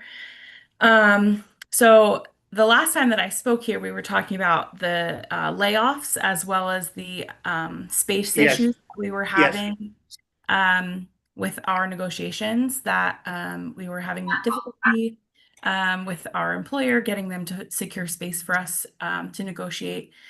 So we finally settled the battle on space, and we deeply, deeply appreciate the help in securing that space, as well as the use of CV12. And we're thankful to all the staff that have made it possible for us to be there and have allowed us to use the space. So we're really grateful for that. It's really helped with productive bargaining. We also have been able to secure space going forward. So we will be holding our negotiations going forward at the Armory. We have been at the bargaining table with NYP. We actually met today and have some future dates scheduled.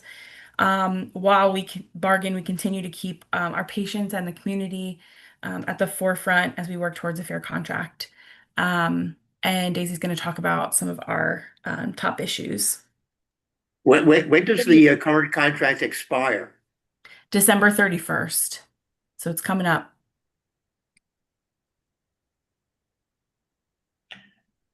And do you feel as though you're making headway?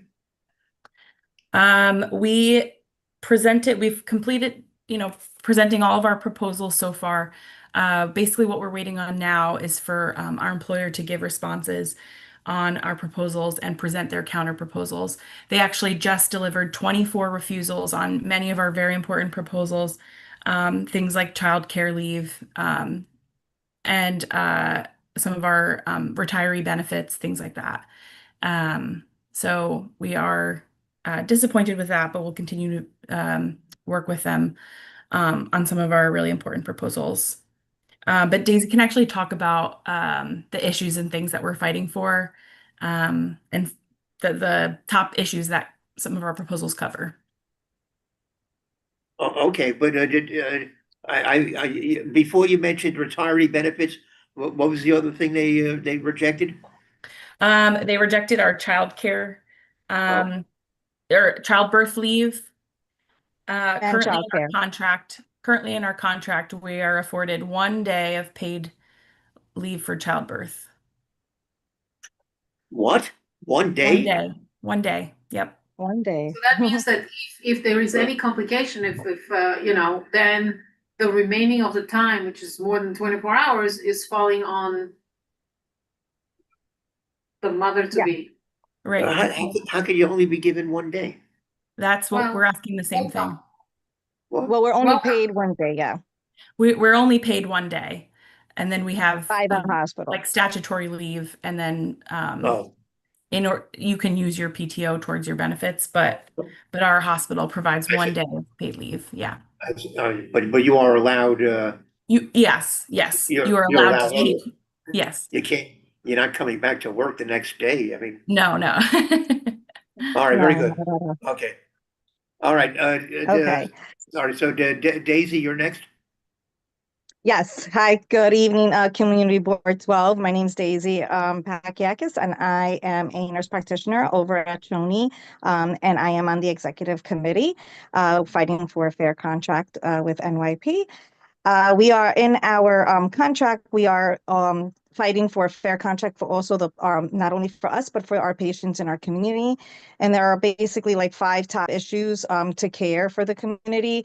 And one of the major ones is safe and forcible staffing. I mean, you know, in order for us to provide safe care to our patients and to the community, we need safe staffing. Like we cannot you know, have one nurse taking care of a large amount of very sick patients. It would not be safe. So it's part of what one of the biggest things we're also fighting for is making sure that we're able to provide safe care to our patients by getting safe staffing numbers where, you know, it meets the acuity on the units so that we are able to safely provide the care we want to provide to our patients.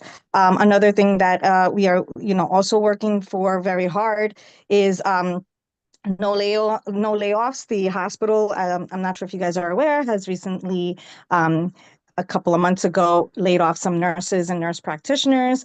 And so, you know, this is also impacting the patients because then there's less staff on the units. And part of that were also some nurse practitioners, and nurse practitioners are essential because they're also at the bedside like the nurses, and we advocate for our patients, and they were being replaced by you know, or from due to like service closures, or as you guys know, when I came back on a couple of years ago, when they were trying to close the midwifery service over at Allen. And what they actually did was replace the union midwives with non-union midwives. So, you know, that's, you know, big because we had a midwife there that was working for 35 years. So, you know, they sort of disregarded her experience and her commitment to the community because she actually delivered patients from the community and their children, like children she delivered, she ended up delivering their children. So it was like things came full circle, and she no longer works there. Other things that we're doing is trying to, you know, keep these experienced nurses at the bedside by, you know, making sure we're getting the fair wages and benefits that we deserve to stay at the hospital. And one of the, you know, they all also threatening our benefits. And as you know, everyone needs health care. And so it's important that we have health care when we are at the front line and we are caring for patients of various different illnesses and we are exposed. And so we need the health care as well. And also we're doing another thing that we are doing is workplace violence. The EDs are seeing high numbers of violence at their workplace, as well as some other units. But this is another thing that we are trying to work hard in proposals to keep our nurses safe. It's important. We're trying to provide care, and it's hard to do that if you're having patients coming in who can get not only violent with the nursing staff, but patients that are there at the ED to be seen. So this is something that we are also working for really hard. And another thing is the is regarding AI, you know, that everyone's talking about the new AI and where that's going to go. So that's concerning because machines can't assess patients like nurses. Machines aren't always accurate, as we know. And so it's concerning. You know, we don't want AI to sort of replace nursing judgment and care. So that's another thing we're trying to add in because we know the future is going to AI. So we don't want to lose the care of nurses at the bedside that have the one-on-one care with patients. And we thank you for your time and listening to us. And we can take any questions anyone has. Daisy, forgive me, but I think I missed one of your major points. After no layoffs, well, what was the next one? Replacing NPs with, you know, well, laying off NPs due to service closures as well as replacing them like they did with the midwives, with Yeah. non-union workers. It's a fear of what of at the hospital because of what happened to the midwifery service at Allen. Yeah. And in the recent round of layoffs, tell me again, how many nurses and nurse practitioners were laid off or I guess ended up being reassigned to other jobs? There were 15 nurse practitioners that I'm aware of, and I don't know if Sophie can help me, but it was I around want to say 30 the total something. total number, exact number is escaping me. It was right around 50. We ended up actually laying off through our contract and through negotiations really at the time. We were able to relocate people that had lost their jobs elsewhere in the system in different vacancies. So we were able to relocate them. Only about 8 people lost their jobs completely. I thought at one point maybe I was told that that everybody was reassigned and ended up with a different position. That I thought I There thought I was was told I thought I was told there was a that few I thought I people was told that I thought I was told that no one actually lost a job or no, ended up being there were 8 there people was who ended up unemployed. yeah, either they didn't have a vacancy for them or they decided to take the layoff and seek employment elsewhere. They could have opted for that. Yeah. Okay, so Daisy, back to you. So it was no layoffs, and then after that, was it No replacing the and fair wages and benefits for the okay? experienced nurses Oh, okay, yeah, I didn't met and fair workplace wages, yeah. violence. Yeah, yeah, for okay. And what is the proposal, if I may ask, around workplace violence? What is there insufficient security at the ER? Well, what it is security is not responding as fast. Also, there are different areas within the ED, so it's hard for like to kind of staff with security each and every one of these areas. And I think just as patients are getting, upset from maybe long wait times, it's just escalating. Things just escalate, and like they also definitely do not have staff. We've been told by security they don't have enough staff to staff the ED as they should. So due to various like staffing reasons as well as like patient loads, there's like numerous reasons why they're not. But I think a lot of it too is you have a patient that's sitting there, looks fine, and then they'll just get violent because they get agitated as time goes on. So it's like not something that someone can always off the hand see or predict happening.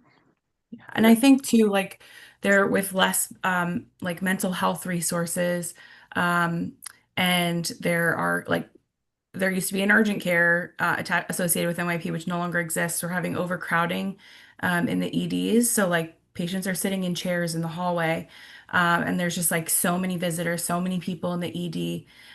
It's kind of like a powder keg. Like there's just so many emotions going on. People don't come to the hospital on the best day of their lives. They come to the hospital usually on the worst day of their lives. Right. So, there's a lot of emotions going on. And then people have their visitors there, and so their visitors are, understandably emotional and having a difficult time. I think, I think there's also a lapse in policy when it comes to NYP's reaction to violence in the workplace. A lot of our ED colleagues have said that security is told not to intervene unless hands are laid on nurses. So there have been situations where like nurses are choked in the ED, they're punched, they're kicked, they have their teeth knocked out. One nurse even got her Oh my her gosh. phone thrown at her head by a patient. So, but the policy is surrounding how security responds to those interactions is that they aren't to actually like intervene until there's a problem where a nurse is being physically assaulted. So it's a real problem.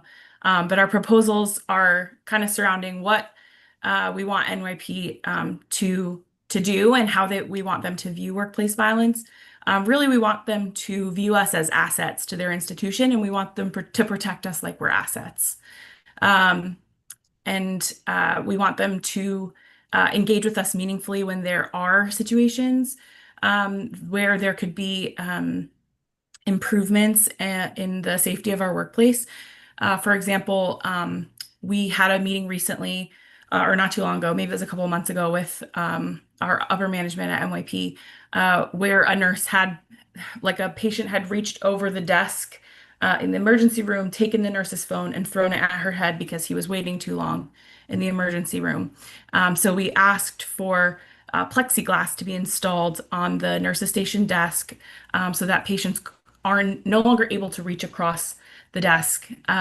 And we were told that there's no possible way that could happen. That was way too difficult to figure out how to install plexiglass. This massive academic institution couldn't possibly figure that out. So we're still waiting on that to be installed. There still isn't a resolution on that.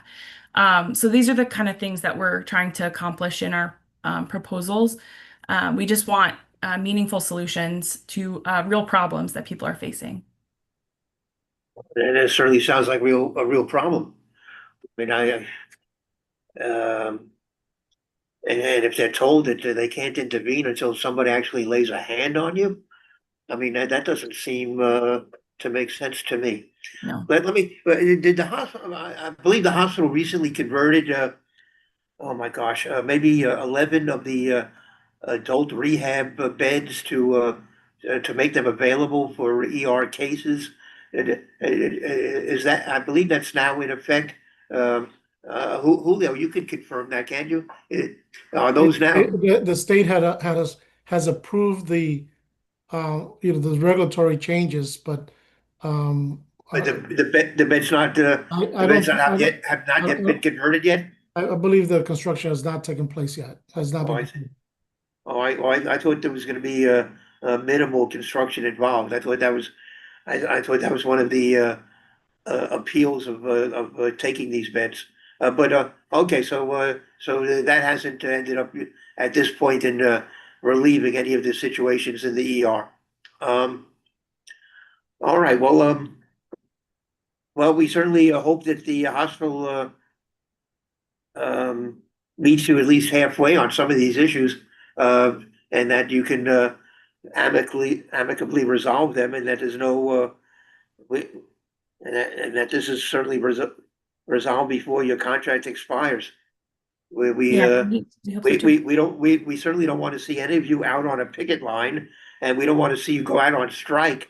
We want to for all concerned to have continued services offered at the hospital. Yeah, we want that as well. I think we say it in pretty much every negotiation we have, that anytime we come to the bargaining table, we're putting our patients first. At so many levels, we're making sure that our schedules are appropriate so that we're not leaving our units short. And people that have different responsibilities in the hospital are making sure that those things are done before they're even at the bargaining table. So. All right, well, let me know if I have to come in there and knock heads together to make sure you get there's a resolution here. Thank you. Yeah, what's that? We do resolution support for you to knock heads. Yeah, well, let's keep us posted. I think Nick is still with us. I guess he'll keep us posted, so that we know how things are continuing. And certainly, I'm glad that we were able to make our space available to you in order to encourage the ongoing negotiations between you and the hospital. It's in everybody's interest to see that you come up with a mutually agreeable contract, something that you can live with and the hospital can also live with, and that improves your working conditions. And I certainly would like to see a much better situation with respect to the workplace violence. All right, so again, please keep us posted, and good luck to you. And thank you for all that you do day in and day out, working within that hospital and putting up with the conditions there. Not that just with the general issue there with trying to provide medical care in a very difficult situation, considering all that's going on in the larger society. So thank you for all that you're doing. Thank you. Thank And, you. And thank you for your support and to the community board 12 and for Okay. allowing us to use your space for negotiations. We really Okay. appreciate it.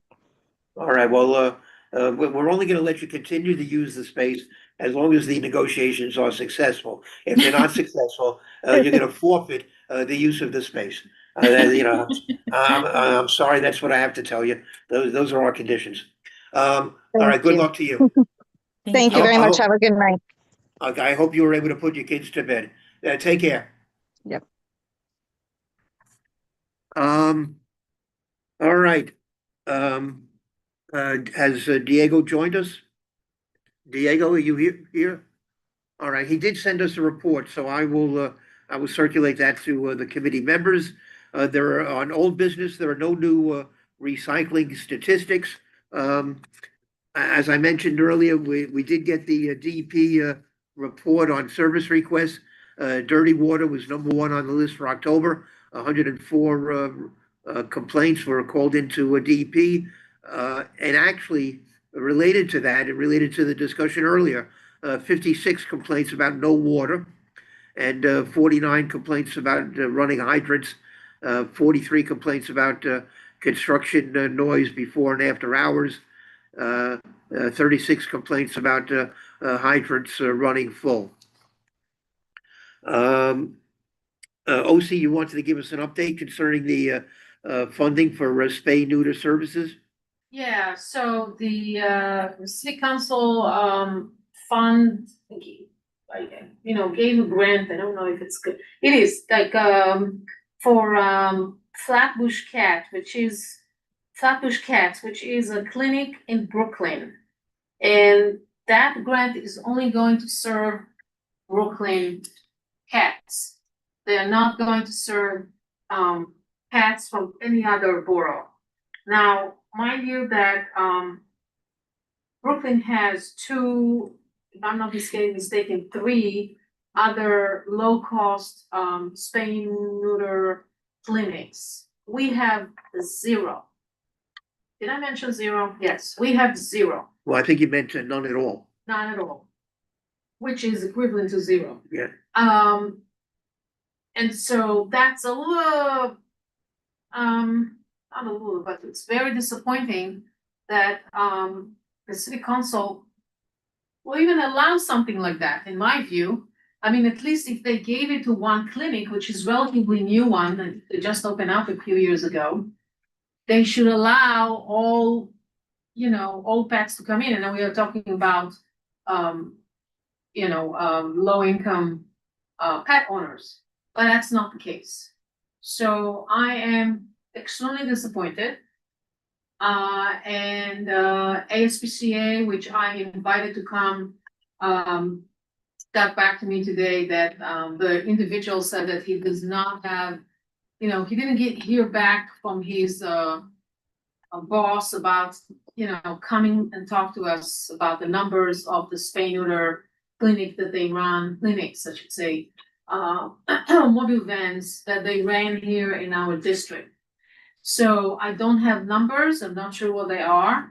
And we are heavily relying on the ASPCA here because it's the only service we get in Manhattan for, again, it's affordable clinics for low income. They don't call it low income, ASPCA call it income. I forgot. Income qualified? Yes, thank you.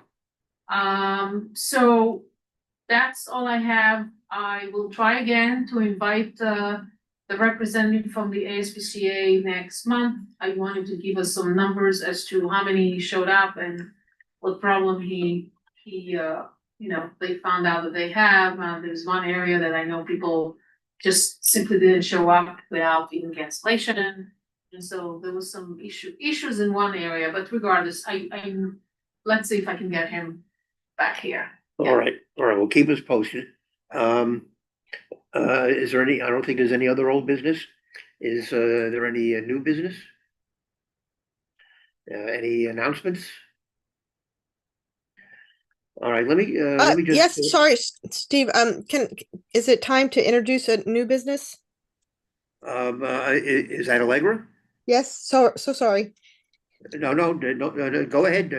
New business from Allegra. It's got to be good. Go ahead. Oh, I mean, well, the other meeting I always go to is the Traffic and Transportation Committee, and they were talking this month about bringing back twice weekly alternate side parking again. And I thought that this was a Health and Environmental Committee thing, but that they brought it back up again. And so anyway.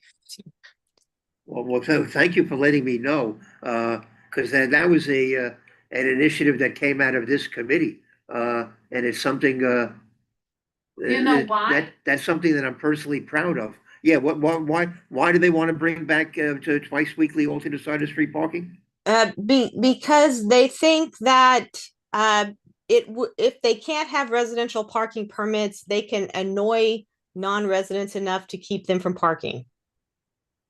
I think it was Leo and Jimenez and this guy in the chair, of course, and this guy in the Fred Safa, this guy who often attends the meeting. But Leo had it on their the meeting order of minutes or whatever this month.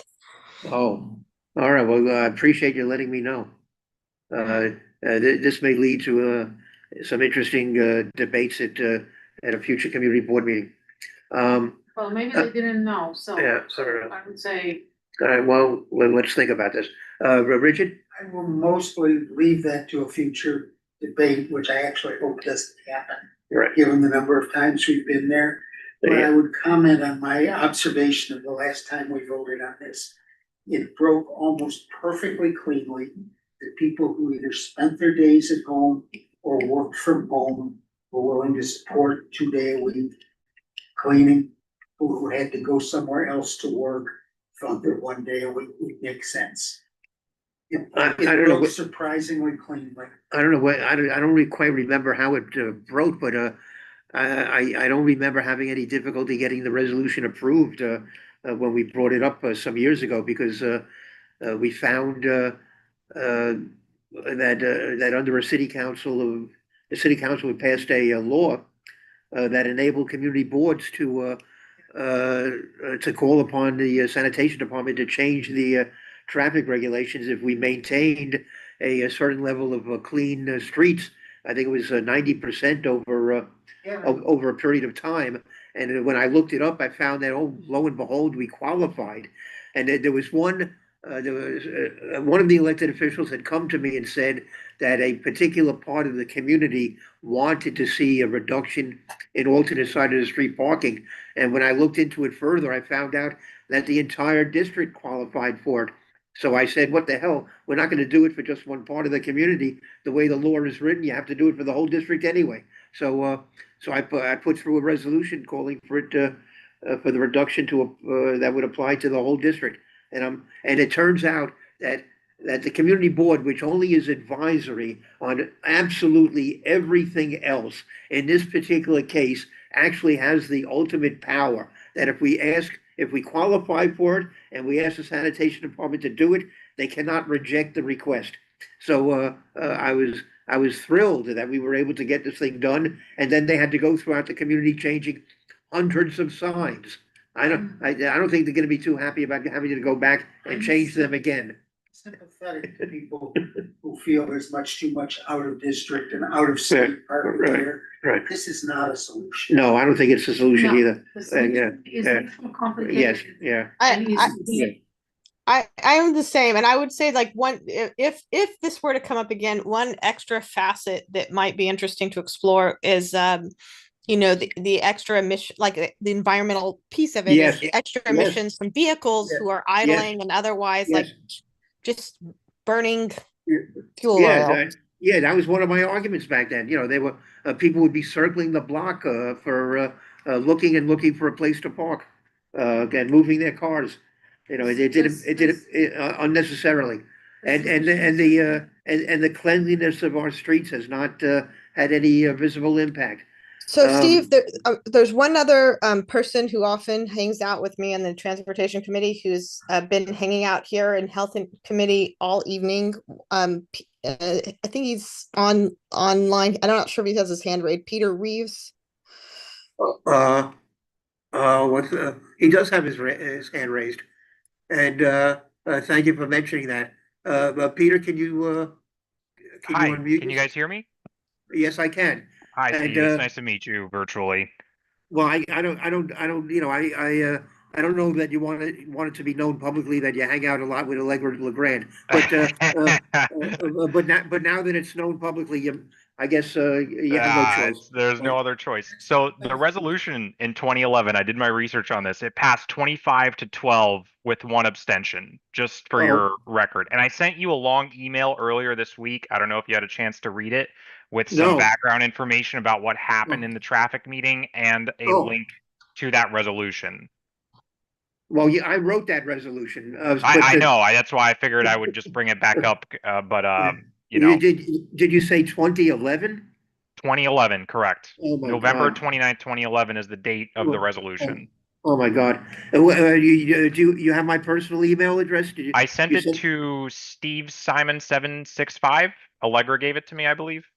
Well, that's the address. Very good. Okay, All so right, I sent I it 2 days ago, November 4th. So you can didn't go see and it. check that.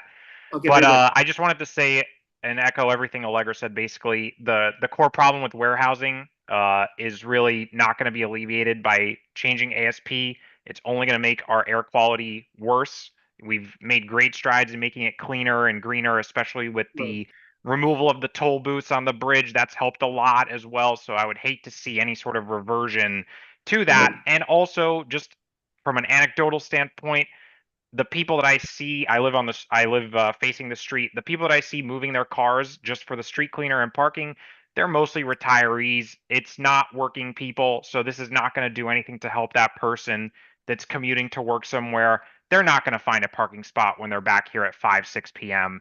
So it's really just not going to cause anything other than causing more gas to get burned. Yeah. And I would hate to see that happen. So I Well, do believe some extra information I have heard Ebenezer mention this is something that he wants to do. I don't know how that affects things. He has mentioned this in the general board meeting in passing. This isn't like private information. So I just wanted to also make you aware of that. So the traffic committee and the chair, Leo, and Ebenezer seem very interested in changing it back to 2 days a week. So what's the ask of this committee? Ebenezer's around during the day. Yeah, he wants to be able to move his car. What's the ask of this committee? Yeah, well, I think they're just, Well, so the ask of this committee is last time it was a joint resolution between traffic and health and environment. And once I saw that, I figured that I should at least make health aware that this was even happening, because from my perspective, I didn't see it on the agenda. I looked through the previous 3 meetings. I haven't heard ASP mentioned a single time. I could be wrong. So I just felt it was important to bring it up here because it seems like there's a lack of intergroup communication between the committees. So I also included Leo on the email that I sent to you as well. All right, well, I really appreciate this, I gotta tell you, because this has really been close to my heart. And whenever people ask me about the accomplishments of this committee over the years, this is one of the things I always mention. So I'm gonna be really But Leo wasn't on board when No, you passed the resolution. so- yeah, but even so, I mean, it's by the way, would you have brought this to his attention that when it was approved back then, it was done as a joint resolution? Is he I aware did of not this? find that out until after I went to the meeting. So next Okay, very time good. I will Well, let him know. Well, thank you for your research, because I forgot that point. I also have to say, from a personal standpoint, unfortunately, I'm sorry to interrupt you. I have a very personal problem where there is a driver that drives directly onto my sidewalk every single Monday, all 4 wheels directly on the sidewalk. I've contacted multiple city agencies. I went to the traffic board, the NYPD. Nobody gives an S about this. So from that perspective, it's going to make that problem double for me. That guy is just going to do it twice a week now, and it's extremely dangerous. There's a bunch of children that live in the building. God forbid something could happen one day. Nobody cares about that problem either. And just from that standpoint, it would make the problem 100% worse because it would happen 100% more. Yeah. And I said I included a picture. That's not the point of my email, but if you open my email, you'll see a picture, and I have dozens and dozens and dozens of videos. I have been documenting this for over a year and a half. Yeah. All right, well, I'll take a look at that as well, but I'll look when I'll find that email.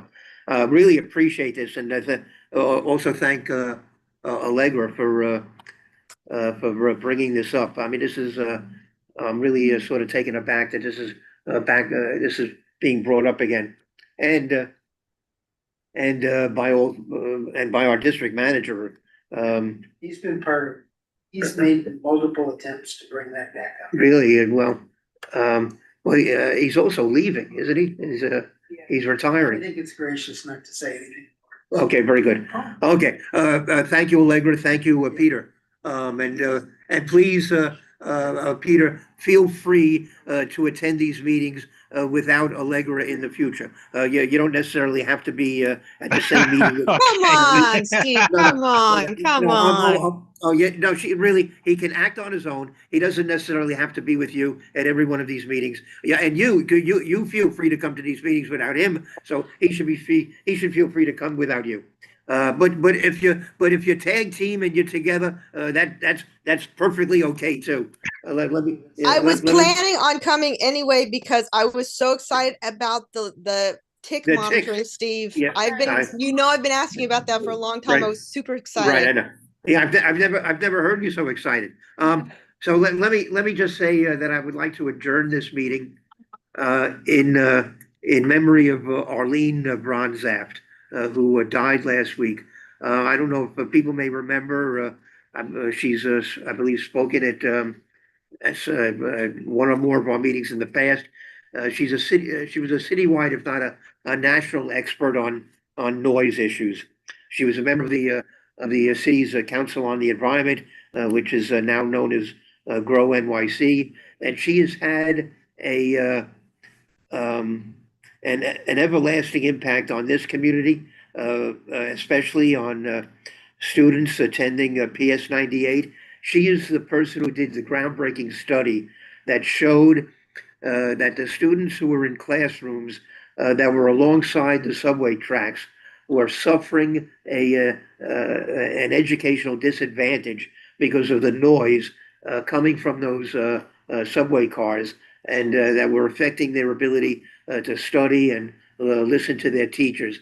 And because of her work, the MTA had to put noise reducing equipment on those tracks to stop that noise from interfering with the students in that school.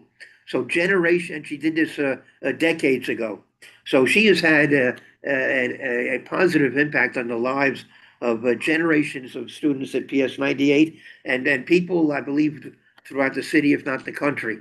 And she's been relied upon as a consultant and an expert on various noise issues. She's assisted our Washington Heights Inwood Task Force on noise. She was a very wonderful person, and I've worked with her for a number of years in my previous job, working for the local city council member on noise issues, and so I've gotten to know her as well as through that position. So in her memory, and I wish we can continue to dedicate ourselves to the work that she began and continued through her life. So we now adjourn this meeting at 9:34 p.m. Thank you all for attending. Thank you, Steve. Thank you, Oleg.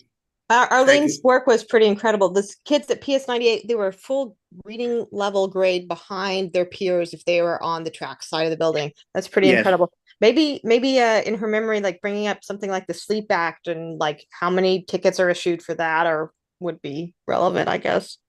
Yeah. We need to do something in her memory. Her work should not be forgotten. Thank you for making that point as well. Thank you for attending the meeting, and thank you all. Thank All you, right, thank good you, night. Steve. Good night, good night. Julio, Thank you. Julio, are you with us? Yeah, what's up? I'm still here. Could you check on Dr. Gordon's availability for our December 4th meeting? He is booked. All right, does he have anybody else? No, he's booked with your committee. You made the request like a few months ago. Oh, okay, thank you. Thank you Yeah. very much. Yeah. All right, thank you all. All right, bye-bye. Bye. The problem that I have is that nobody said anything, nobody other than Richard, that tried to push him to do